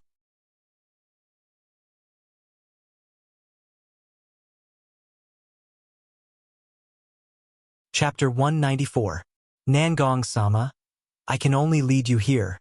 Conan-sama and several other sama are already waiting inside.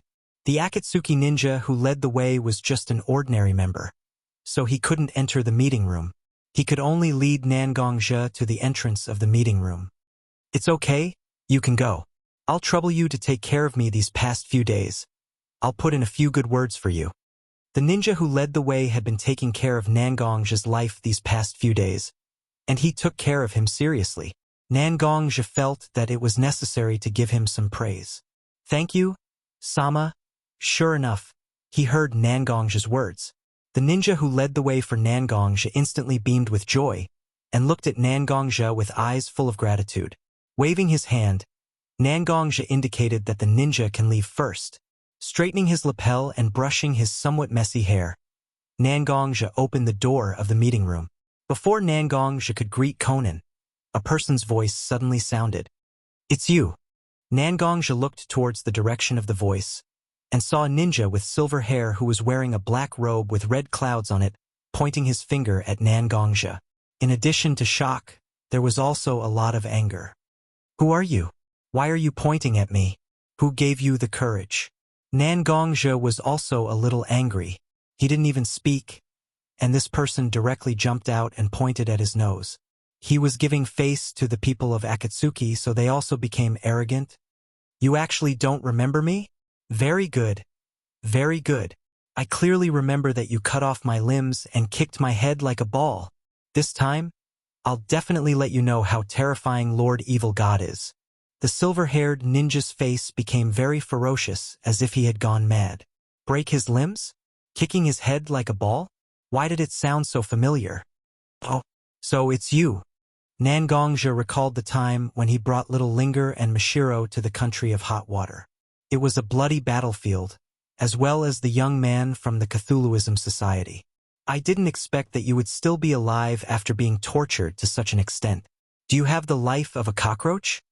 Ignoring the fact that Xiao Nan was still beside him, Nangongja directly used taunt on Fei Dan. Ah, you bastard. Master Fei Duan is going to kill you. No. I want to break all your limbs and let you know the pain that Master Fei Duan suffered that day. Fei Duan was obviously infuriated by Nangongja's attitude. His originally abnormal nerves were now even more strung up. She didn't care that Xiao Nan was still beside her. She took out a scythe with 3 sharp blades and held it in her hand. I'll let you have a taste of the power of the Bloody March scythe. Just as Fei Dan leaped up and stood on the table in the conference room with the scythe in his hand raised high, Conan's slightly angry voice came over. Fei Duan. Are you done? Did I ask you to come here so that you can disobey orders and attack the teammates who are about to carry out the mission with us? Following her voice, countless pieces of white paper also circled around Xiao Nan's body. Xiao Nan stretched out her hand and pointed, and the white paper quickly flew towards Fei Duan as if it had found its target. The clear sound of the white paper breaking through the air was enough to prove the power of the white paper. Seeing that the white paper was about to touch Fei Duan's body, the sound of metal clashing rang out. Only Nangongzhi was standing in front of Fei Duan, and the disaster sword had been unsheathed. It was Nangongzhi who blocked these attacks for Fei Duan. "I don't know what Sir is doing. I'm clearly educating the person who offended you, but Sir actually blocked these attacks for him?" Xiao Nan's face was a little cold. What was this? Someone from her organization came to help her, but in the end, he was the enemy of another person who came to help her. She was educating the people from her organization, but was stopped by an outsider? This kind of development indeed made Xiao Nan feel a surge of anger rising in her heart. "Xiao Nan, you don't have to be like this. Since Fei Duan wants to take revenge on me, let him come. Otherwise, I won't be at ease letting someone who has been watching my back carry out the mission with me. Since I can defeat him once, I can defeat him more times." With that, Nangongzhi looked at Fei Duan behind him with a mocking expression. "Don't you think so? Chinibyu, F***CK your Chinibyu. I'm the emissary of the evil god." The emissary. Fei Duan raised the huge scythe in his hand and directly chopped down at Nangongzhi's head. "Don't be so anxious. This place is so small that it can't be used at all. Let's go to the courtyard and spar." Nangongzhi held the disaster sword and blocked the huge scythe that was coming at him. His expression was very relaxed, and it was obvious that he still had enough strength left. He turned the disaster sword in his hand slightly, and the bloody March scythe that Fei Duan used all his strength to chop down heavily on the table. In an instant, the huge table had been split into two. Nangongzhi exerted strength in his legs and ran out of the meeting room. He arrived at the slightly spacious courtyard. At this moment, Fei Duan was overwhelmed by his anger. He didn't think much and directly followed Nangongzhi to the courtyard. Those two bastards were supposed to act in secret, but now they are fighting. Once the movement is too big, it will attract the rock ninjas. What if the target is alarmed? Looking at the excited Fei Duan and the calm Nangongzhi at this moment, Conan was very angry. Are these two people so ignorant of the overall situation? He stomped hard on the ground beneath his feet, just like how Nangongzhi and Fei Duan were being stomped on by him. But Conan quickly calmed down and ordered the Akatsuki ninjas who were standing in the courtyard, looking at Fei Duan and Nangongzhi with a stunned expression. "What are you doing? Everyone go to the courtyard wall and start arranging the barrier. Cover up everything in the courtyard. I will look at the two of them. If they make too much trouble, I will stop them in time. This operation has been planned for so long. There must be no mistakes." Conan calmly gave orders to the Akatsuki ninjas. She was like a queen with unparalleled power.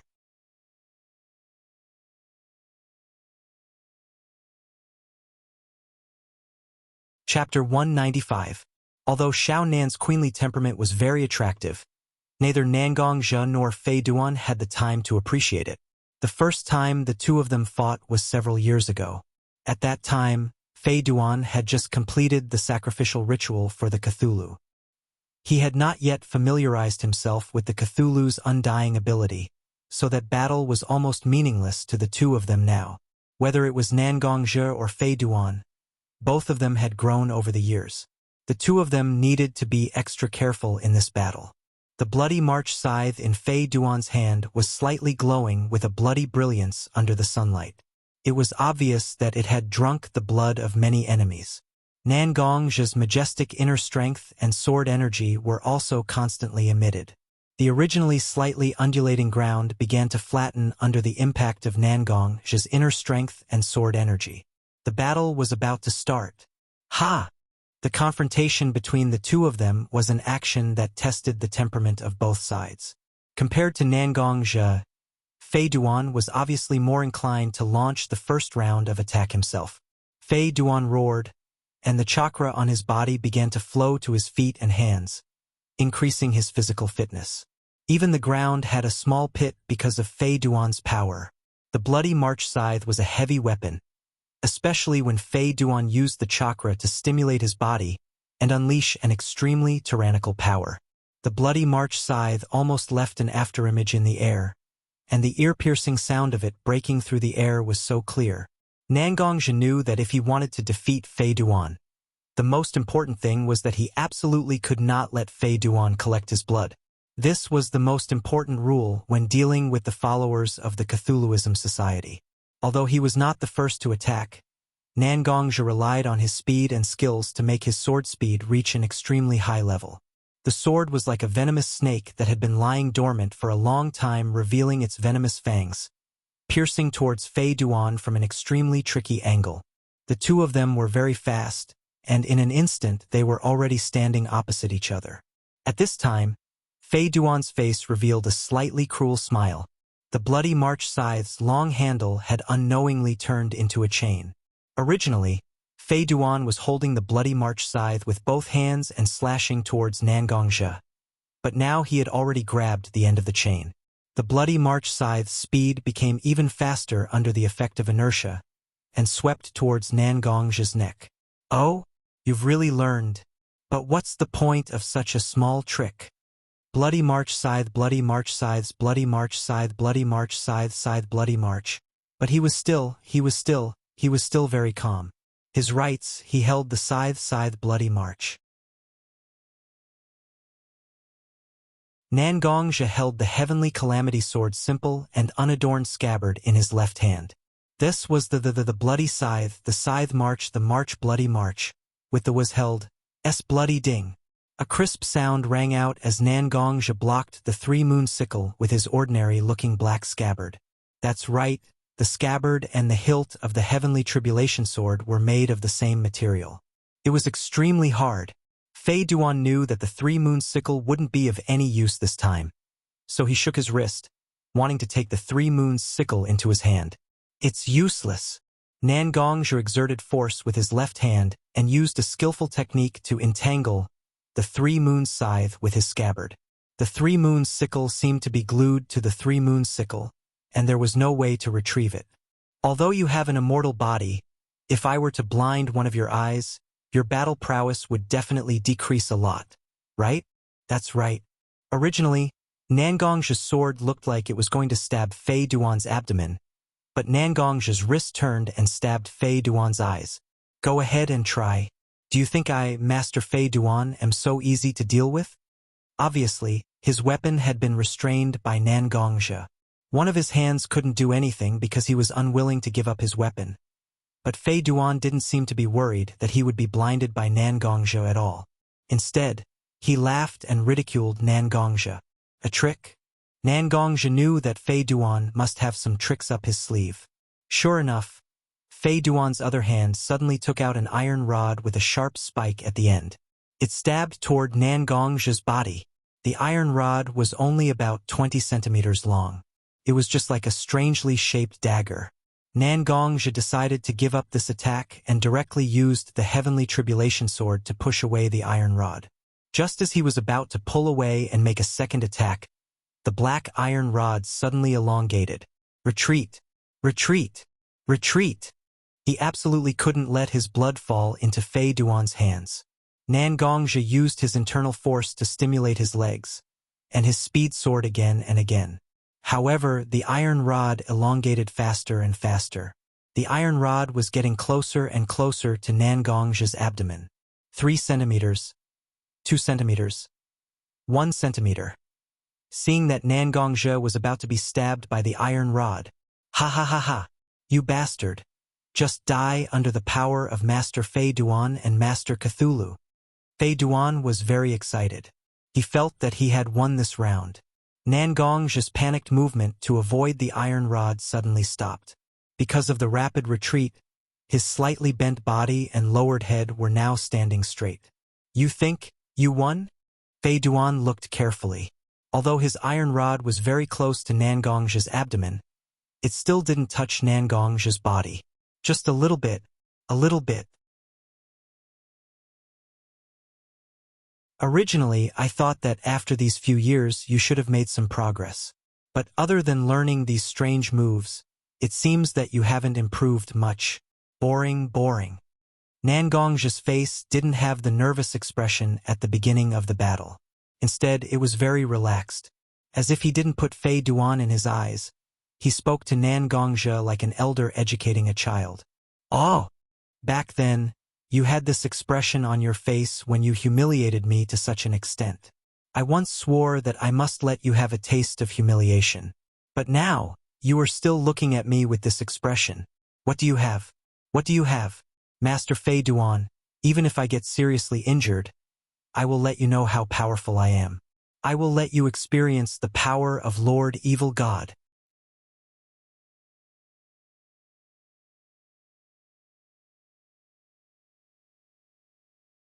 Chapter 196. Fei Duan's angry words did not frighten Nangongzhe. Instead, it was as if he had told a particularly funny joke, making Nangongzhe laugh. The more Nangongzhe laughed, the fiercer Fei Duan's anger became. What you said is quite nice, but you want to defeat me with this. You want to humiliate me? You're still far from it. You'd better train for another 10 years. This time, Fei Duan was no longer the first to attack. Because Nangongzhe was the first to attack. The Heaven's Calamity Sword was covered with a layer of blue brilliance, and countless fine sword chi surrounded the Heaven's Calamity Sword. The sword chi cut through the air, and even the Heaven's Calamity Sword began to become a little blurry. Originally, you weren't worth me using this move, but after all, I just learned it, and I still need someone to practice the sword. You who can't die came at the right time. I'll let you try the power of this Ghost God Sword. That's right. Nangongzhe was using the Ghost God Sword, Fatal 14th Sword, which he had used when his heart demon had crushed him. Although Nangongzhe had a more powerful and suitable Ghost God Sword, it was too much of a burden on Nangongzhe's body, so Nangongzhe was not willing to use it easily. As for the Fatal 14th Sword, most of the pressure was concentrated on the sword, and the pressure on the human body was relatively small. Using Fei Duan to test the sword was a spontaneous idea. His left hand turned into a sword finger and gently stroked the spine of the Heaven's Calamity Sword. Countless murderous aura and hostility were emitted from Nangongzhe's body. Even behind Nangongzhe, a ferocious shadow of Yama appeared. Nangongzhe's eyes were gradually covered with blood, especially the pupils, which had turned into a rich blood color. When Nangongzhe's body rose and fell slightly because of his breathing, the red in his eyes seemed to spread out, leaving a red light mark in the air. Conan stood on the edge of the battle between Haydn and Nangongzhe. At the beginning, when Nangongzhe and Haydn fought head-on, their level was actually not that high. He was simply relying on his own physical fitness to wield the weapon in his hand like a barbarian. Conan even thought that the rumors about Nangongzhe in the ninja world were false.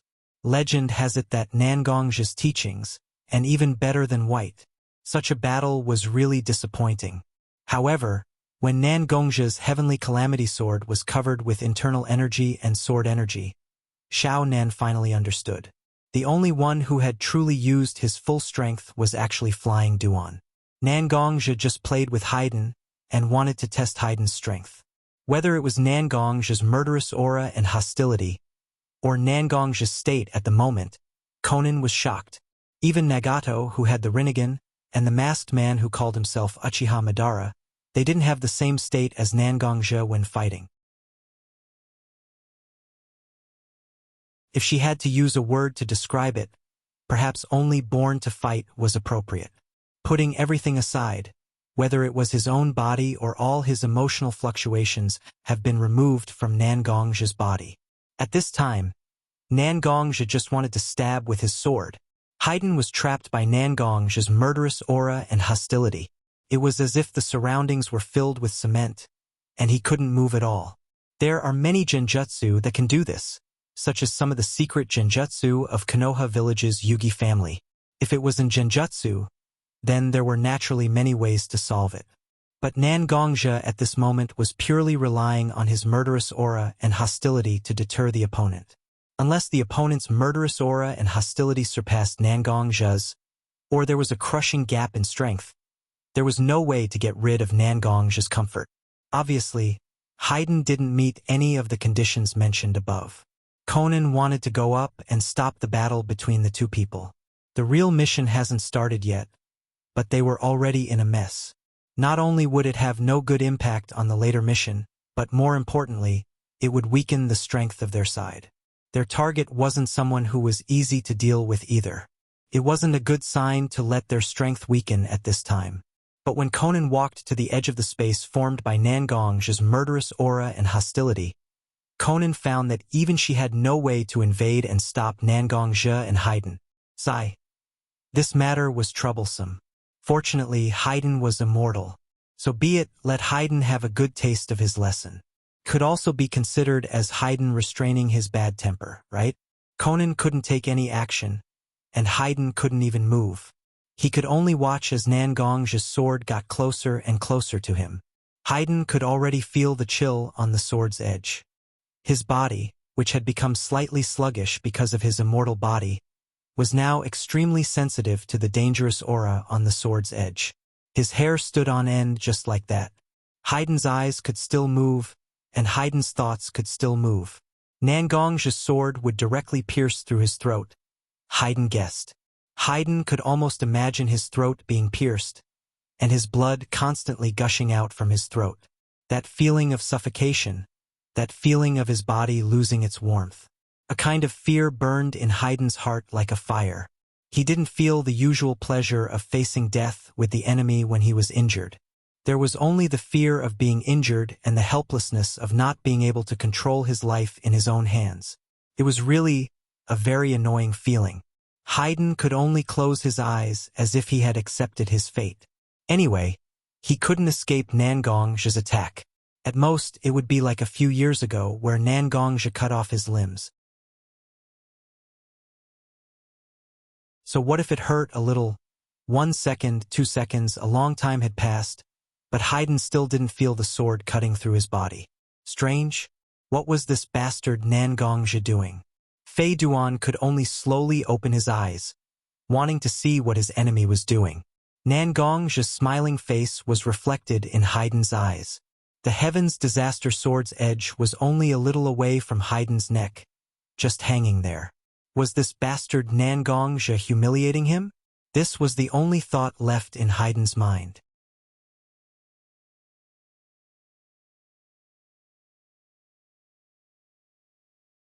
Chapter 197. Nangongje turned his wrist, shook the Heaven's Disaster sword in his hand, and put the Heaven's Disaster sword back into the scabbard. Are you humiliating me? Are you pitying me? Haydn's sensitive nerves were once again stimulated by Nangongje. It seemed that he wanted to use the bloody March sickle to fight with Nangongje again. Nangongje glanced at Haydn coldly, then turned his head and no longer looked at Haydn. Ah, you bastard, you dare to look down on this uncle? Haydn roared and was about to attack, but Conan's slightly cold voice had already reached Haydn's ears. Haven't you made enough trouble? Haydn. Hearing Conan's voice, Haydn's body trembled. Haydn was the kind of person who didn't submit to anyone. When Nangongje cut off his hands and feet and chopped his head, he was brought to the Akatsuki. Haydn was naturally restless, and he often provoked other Akatsuki members. As the person who helped Nagato manage the Akatsuki, Conan naturally couldn't ignore Haydn's behavior. She directly tied Haydn's hands and feet, hung him in a square where people often gathered in the Akatsuki, and used her paper release to cut off Haydn's flesh little by little. Haydn was indeed immortal, but he still felt pain. When Haydn was about to faint, Conan would inject a highly concentrated nutrient solution for Haydn, so that Haydn could recover quickly with the nutrient solution, and then continue to cut the flesh on Haydn's body with the sharp blade made of white paper. This lesson lasted for an entire 3 days. From then on, Haydn may talk nonsense to other people, but he still instinctively trembled in front of Conan. Whether it was the provocation to Nangongje or the battle with Nangongje, it was actually discussed with Conan before. Although it may be a bit noisy, it was still carried out with Conan's acquiescence. Now, Xiao Nan's reprimand made Fei Duan calm down. Fei Dan glared fiercely at Nangongje and put away the weapon in his hand. He stood silently behind Xiao Nan, not saying a word. Nangongje saw everything clearly. The twists and turns of the story were very clear in his mind. However, there were some things that were best understood in one's heart. Saying it out loud would only make everyone feel awkward. There was no point in it at all. Then, can we talk about the proper business now? After all, some troublesome matters have been settled. Nangongzhi glanced at Fei Duan, who was standing behind Xiao Nan. However, Fei Duan didn't seem to hear Nangongzhi's words as he stood there silently. Of course, we've already determined the target's location. The battle plan has basically been formulated, but after seeing your strength today, I think we can slightly improve the battle plan. Xiao Nan looked at Nangongzhi and nodded. At the same time, there seemed to be an imperceptible smile on her face. It doesn't matter. You can decide. I'm the foreign aide you invited. You came up with a battle plan. As long as I can execute it, I will naturally cooperate with you. Nangongzhi was really not interested in changing the battle plan. Here is the target's information. Xiaonan waved her hand, and an Akatsuki ninja took a folder in front of Nangongzhi. Reaching out and taking the folder in his hand, Nangongzhi flipped through the document casually. The disciple of Tsuchikage? Is really a big deal. You dare to make a move on Inoki's disciple? Nangongzhi didn't take long to know who the enemy he was about to face was. It was the disciple of the current Tsuchikage, Deidara. Some of Deidara's deeds were quite detailed in the information. He was simply an explosive maniac. Many crazy attack missions were carried out by this Deidara. He was arrogant and crazy. Nangongzhi even wondered whether Inoki wanted to cultivate a disciple or a killing machine. Although Deidara now had the title of rebellious ninja, Nangongzhi didn't think that Inoki had given up on Deidara. Now that Akatsuki wants to reach out to Tsuchikage, it means that many secrets about Iwagakure will be revealed in front of Akatsuki. This matter is not easy to deal with. No wonder Deidara's strength was average, but Akatsuki still spent a lot of money to invite people from Blood Cloak Pavilion to carry out the mission together. You are taking advantage of Inoki's tiger whiskers. Although this old man is indeed old, but if he really explodes, not many people can stop him. Nangongzhi shook his head slightly and threw the information about Deidara in his hand on the table. Deidara was originally a rebellious ninja of Iwagakure. Naturally, he won't get close to Iwagakure. As long as we find the right opportunity, we can catch Deidara before Iwagakure can react. No matter how powerful Inoki is, as long as he follows to Akatsuki, we will naturally have a way to deal with him. Conan said confidently. Nangongzhi didn't know, but Conan knew that Iwagakure and Akatsuki actually had various transactions. Both sides were well aware of each other's strength. Akatsuki showed Inoki's strength. Although it wasn't enough to compete with Iwagakure, it was enough to bring a lot of trouble to Iwagakure. There is only 1,000 days of being a thief. How can there be 1,000 days of guarding against thieves? Once what's done is done, with Inoki's shrewd character, he can naturally make the right choice. Forget it. Anyway, it's your Akatsuki. As long as you can bear all the consequences, I don't need to worry about you. When it's time to act, just call me. Nangongzhi turned around and was about to leave, but he was stopped by Conan. Sir Nangong, please wait a moment. Please take this. Conan handed over a black robe that was very similar to the one worn by Haydn and Conan. This is the uniform of our senior members.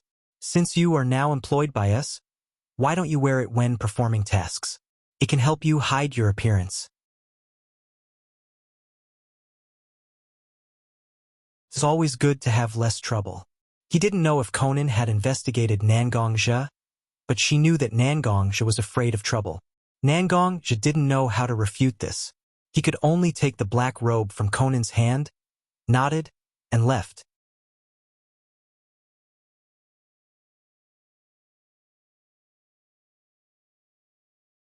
Chapter 198.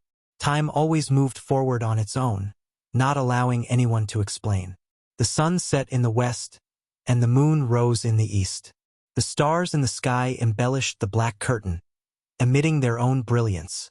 Nangongzhi sat on the roof of the house that seemed to be a little narrow. The green jade gourd was beside him, and a jade cup was beside him. The clear wine was sitting quietly in the cup. Nangongzhi reached out and took the cup. With a flip of his wrist, all the wine entered Nangongzhi's mouth. The rich but elegant wine fragrance lingered in Nangongzhi's mouth. Nangongzhi squinted his eyes slightly, seemingly savoring the wonderful taste of the drunken immortal wine. I didn't expect that the legendary Yama, who killed people like scything flax, was also a glutton for wine. A cold voice broke the silence of the night. A girl with long purple hair, dressed in a loose black robe with red clouds on it, stood behind Nangongzhi without anyone noticing. Xiao Nan had a playful expression on her face, as if she had caught Nangongzhi's pigtail. Glutton for wine? Not really. One of my seniors really likes to drink wine. I don't know when I was led astray by him. Although the wine in the cup is sometimes a hindrance, I feel that without it, there is not much taste left. Nangongzhi smiled embarrassedly, as if he did not take Xiao Nan's words to heart. He was just reminiscing about the past. Xiao Nan did not continue on this topic. Instead, she silently walked to Nangongzhi's side. She picked up the green jade gourd, and her nose twitched a few times as she poured the wine into the gourd. "This is a good wine." As she spoke, she opened her right hand, and a few pieces of white paper danced on top of it. After a while, a wine cup made of paper was held in Xiao Nan's hand. He glanced at Nangongzhi, as if asking if he could have a taste of the wine. Nangongzhi also smiled. Just a moment ago, he was still saying that he was a glutton for alcohol. But now, he picked up his wine and wanted to ask if he could have a sip. Lil Nan was an interesting person. "This wine is the drunken immortal brew. It was given to me by my senior. There was no one in this world who knew how to brew it, so it was better to drink it a little. Since little Nan wants to give it a try, it's naturally possible." After Nangongzhi introduced the name of the wine, he agreed to Xiao Nan's request. Xiao Nan seemed to have taken advantage of something. She took the green jade gourd and poured a cup of wine into the paper cup in her hand. Holding the glass of wine, Xiao Nan sat down beside Nangongzhi. In front of them was the open space where Nangongzhi and Fei Duan fought during the day. Although the Akatsuki's ninjas also cleaned up, the traces of the battle were still so obvious. Fighting and war always destroy all the beauty in the world. For no reason, Xiao Nan actually sighed with emotion. After all, Nangongzhi collected some information about the 3 disciples of Jiraiya in the Rain Country. They were all orphans in the war. Their hatred for war and fighting must be deep in their bones. "So, you are working hard to quell the war?" Nangongzhi didn't directly say who the so-called "you" were, but Xiao Nan knew very well that he was talking about Yahiko, Nagato, and herself. "We just happened to find a feasible way to quell the war, and we are working hard for it." Xiao Nan didn't know why, but in front of Nangongzhi, she didn't suppress all the things in her heart like usual. Instead, she directly said what she wanted to say. Xiao Nan wasn't a particularly opinionated person. When Xiao Nan, Yahiko, and Nagato were orphans in the Rain Country, they were struggling to survive. At that time, Xiao Nan just wanted to survive. Later, she met Jiraiya and became his disciple. She founded the Akatsuki and became an important member. In fact, a lot of it was because of Yahiko and Nagato, who struggled to survive together with her since childhood. When Yahiko was killed by Danzo and Hanzo, Xiao Nan didn't know what she was pursuing. The resentment and helplessness in her heart made Xiao Nan want to help Nagato realize Yahiko's last wish. Since then, she has been working hard for this ridiculous, big plan. She became the messenger of God under Nagato. Isn't that a great thing? There is no one in this world who doesn't want to live in a peaceful world. It's very commendable that you can muster the courage to take this step. Perhaps it's because of the few glasses of wine? Nangongzhi's words gradually became more and more. Speaking of which, my experience is similar to yours. My parents and the place where I lived were also destroyed by a group of people. Since then, I have been wandering in the ninja world, relying on my sister. But maybe it's because of my good fortune I have some strength, so I joined the Wood Leaf to seek protection. Nangongzhi seemed to be thinking about his life, and he talked about the most difficult days of his life so far. Listening to Nangongzhi's words, Xiaonan also seemed to remember the days when she, Yahiko, and Nagato relied on each other. After joining the Wood Leaf, I killed a lot of people, but every time I told myself that every person I killed was for my sister, for the people I cared about. Because only in this way can I let them live a better and safer life under the protection of the Wood Leaf. You didn't do anything wrong. Xiao Nan seemed to see Nangong's inner struggle. As a person who doesn't like to take other people's lives, Nangong's thoughts at this moment, Xiao Nan felt that she could empathize with him. I used to think that I didn't do anything wrong, but Danzo made a move on my family. Nangongja shook his head. When he said Danzo's name, he still tightly held the glass in his hand and poured the wine directly into his mouth. He didn't have the same expression as before. He just looked like he was venting. Danzo, Danzo. Xiao Nan also murmured Danzo's name in her mouth. The scene of Yahiko's death replayed in Xiao Nan's mind over and over again. After drinking the wine in the glass, she gently threw the paper cup in her hand away. Xiao Nan got up and walked away, leaving only one sentence echoing in the air. Tomorrow's action.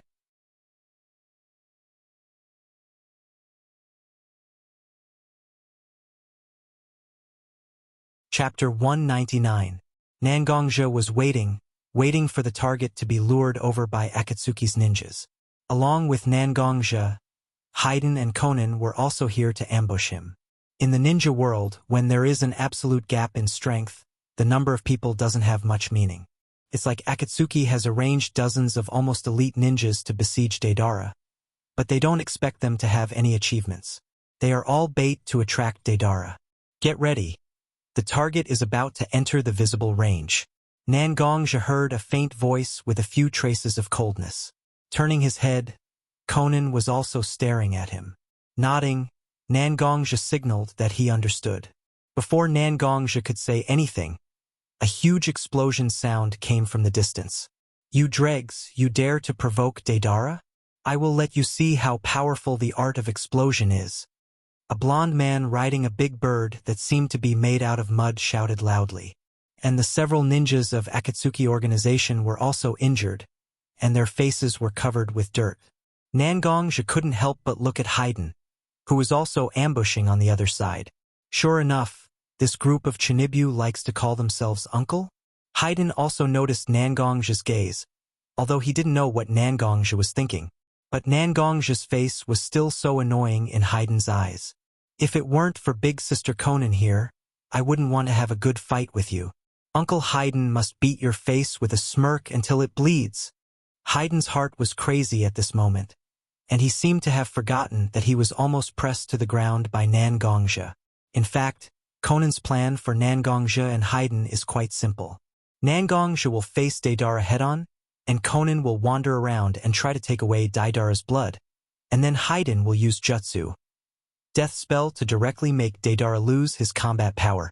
Deidara was forcibly taken away, and naturally, Akatsuki has various means to make him join. But Nangongja looked at Deidara's appearance, and he always felt that something was wrong. Deidara's battle mainly relies on a variety of explosive clay to attack. Although the attack power of explosive clay is indeed high, the movement caused by it is not small. Deidara was chasing after a few elite Chunin ninjas of the Akatsuki organization, and he looked like he was going to blow up this rare forest of the Earth Country. Such an undisguised arrogant behavior, as the Umbu of a Wagakure, how can they not notice it? Nangongja felt more and more that in fact, Deidara has always been under the surveillance of the insidious old man Inoki. The reason why Deidara can openly act as a traitor in the ninja world, there must be more things that he doesn't know. It seems that he really has to do his best to end this battle quickly. Otherwise, Inoki, who has the dust release Kekkei Genkai, will really be attracted here. Even if Nangongja, Conan, and Haiden join forces, they can't say that they will be safe. Just when Nangongja was still thinking about all kinds of things, Deidara launched a new round of attacks. Deidara put his hands into the small bag at his waist, and a mouth appeared on the palms of both hands, constantly swallowing the clay in the bag. Not only swallowing, but also chewing. Fortunately, Nangongja was still far away from Deidara, so he couldn't see it clearly. Otherwise, with Nangongja's slight mysophobia, at this moment, he definitely couldn't help but run out and give this disgusting guy a sword. How dare he use such a disgusting method? Explosive clay, flying bird. Several bird-like clay figurines appeared in Deidara's hand. When Deidara shouted the name of the ninjutsu he used, these clay figurines of birds seemed to come alive and rushed straight towards the Akatsuki's ninja who was still running for his life in front of him. Although the clay figurines were made of clay, their speed was extremely fast, and they were already behind several Akatsuki ninjas. Ha ha ha ha! Die die! Art is explosion! Ha! Deidara put his hands together and made a violent shout. The clay birds were like bombs whose fuses had been ignited. They kept expanding and turning red. They exploded in an instant.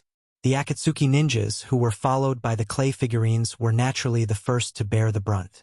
Their backs were scorched black, and a lot of blood overflowed from their mouths. Obviously, they suffered a very serious internal injury, and if they are not treated in time, they will die. Nangongja tightly held the Heaven's Disaster sword in his hand, and seemed to be ready to go out and fight with Deidara. Although the Akatsuki ninjas had nothing to do with him, at this moment, they were fighting side by side, and they were already in danger in front of him. Nangongja felt that he couldn't just ignore the threat to their lives.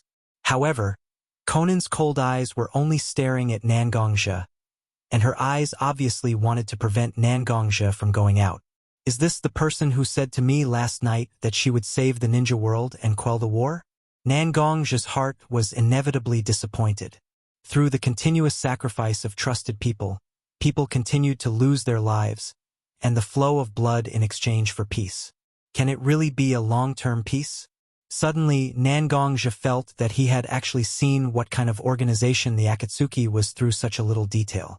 In Nangongja's view, recruiting madmen like Haydn and Deidara was justifiable. After all, in this ninja world, there were too few powerful people who could be recruited. But sacrificing his subordinates and people who believed in him without changing his expression? Nangongja knew that he couldn't do it. His heart was cold, and he was not willing to risk his life. Nangongja knew that he just wanted to complete his task peacefully. This so-called Akatsuki organization is really a rotten organization with a golden exterior. They dare to call themselves Akatsuki? Usher in the bright dawn of the ninja world? Don't be ridiculous if the ninja world has really declined to the point where it needs such a group of people to save it. It's better to just wait for death. Conan didn't know the many thoughts in Nangongja's heart, but seeing Nangongja put down the Heaven's Disaster sword in his hand, she didn't say anything. She just stared at Deidara and the group of ninjas who attracted Deidara's attention, waiting for the opportunity.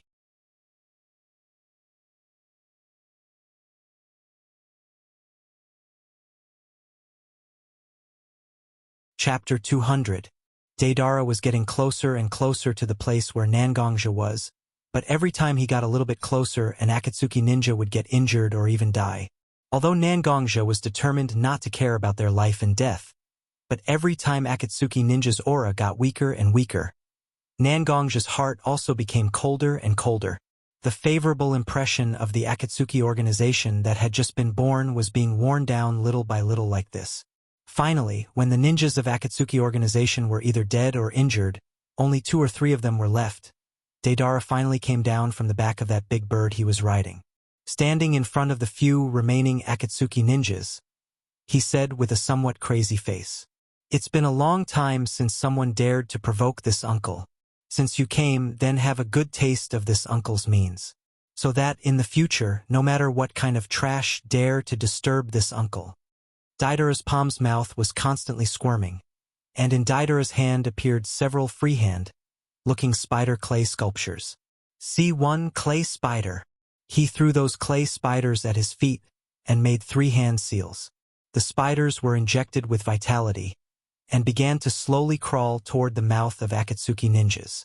If everything goes smoothly, these spiders will certainly crawl into the mouth of Akatsuki ninjas and enter their stomach through their esophagus, and then explode.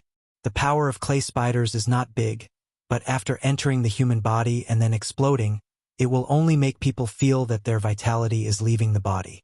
This is really very interesting. Deidara seemed to be able to see the situation after the clay spiders explode, and a cruel and excited expression lingered on Deidara's face. In the end, Nangongja couldn't bear it anymore. If it was a frontal battle on the battlefield, no matter how many people died, Nangongja would not have this kind of mood like now. But at this moment, Deidara's almost powerless Akatsuki ninjas were executing such a sadistic behavior. Nangongja really couldn't stand it anymore. Nangongja had always thought that he had gotten over the destruction of the village he grew up in and the death of his parents. However, such a scene reminded Nangongja of the raging inferno and the heart-wrenching cries. Dedil, damn it! Nangongja charged out with the Heaven's Calamity Sword in hand. Xiao Nan noticed Nangongja's behavior. However, since Nangongja had already rushed out, they could only bring forward the plan. Conan nodded at Fei Duan, indicating for him to wait for her and Nangongja to take Dedale's blood. Then, she followed Nangongja out. Oh, I didn't expect there to be an ambush. Seeing Nangongja and Conan's clothes were slightly similar to Akatsuki's ninjas, Dedale knew that Nangongja and Conan were here to ambush him. Although there was no way to know the exact strength of Nangongja and Xiao Nan, Dedale was confident that he could get away with it since he only had 2 enemies. He made a few hand seals, and the clay bird that had fallen beside him rushed toward Nangongja and Conan as if it had received an order. Let me show you my art. Dedale clasped his hands together and shouted, Art is explosion, drink! Whether it was the giant bird that flew toward Nangongja and Conan or the clay spider that had entered the mouth of Akatsuki ninjas, they all exploded at this moment. Countless dust rose under the effect of the explosion. Humph, no matter how strong you are, you will be injured under such a large amount of explosive clay. You drink this uncle's foot washing water. Haydn looked at the direction of the explosion and laughed, seemingly ridiculing Nangongja and Conan for overestimating themselves. At the same time, he also looked down at his feet that were stained with the blood of Akatsuki ninjas, and slightly disdainfully curled his lips. This uncle had just changed his shoes, but because of you, you dirted them. Just letting you die like this is really a bit of a loss. Without waiting for Dedale to continue to complain about his shoes being dirted, the smoke and dust that filled the sky was cut off by a sword energy at this moment. Nangongja still maintained the posture of waving his sword, and beside Nangongja's body, there were still a few pieces of white paper that were still burning.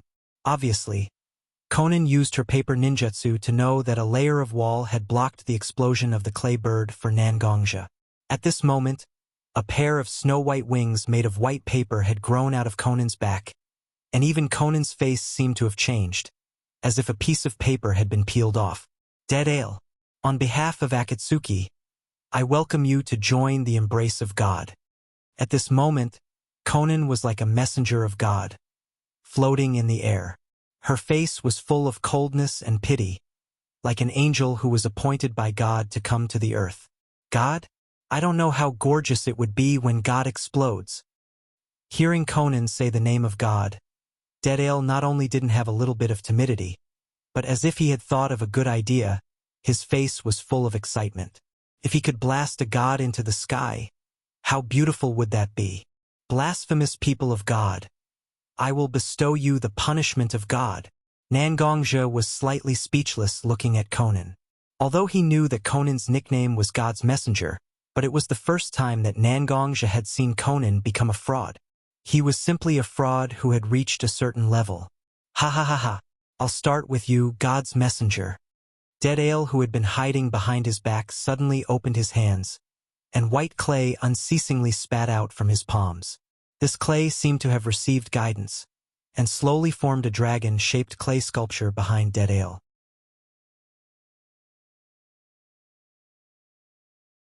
Have a taste of my C2 giant dragon's power. Along with Dedale's voice, the dormant dragon behind Dedale suddenly opened its eyes. This so-called C2 dragon had 2 wings on its back. At this moment, the dragon flapped its wings. Its huge body flew up like this, and at this moment its huge body was almost level with Conan, who was staying in the sky. The dragon opened its mouth, and a mass of white explosive clay was spat out by the dragon, flying towards Conan. And Conan naturally knew that as long as this clay approached her, it would certainly explode, so the white wings behind Conan unceasingly split into pieces of white paper and rushed towards the massive clay formed by the explosive clay. You're tuning in to the Legend of the Vagabond YouTube channel. Don't forget to subscribe and join us on this journey to catch the most captivating stories.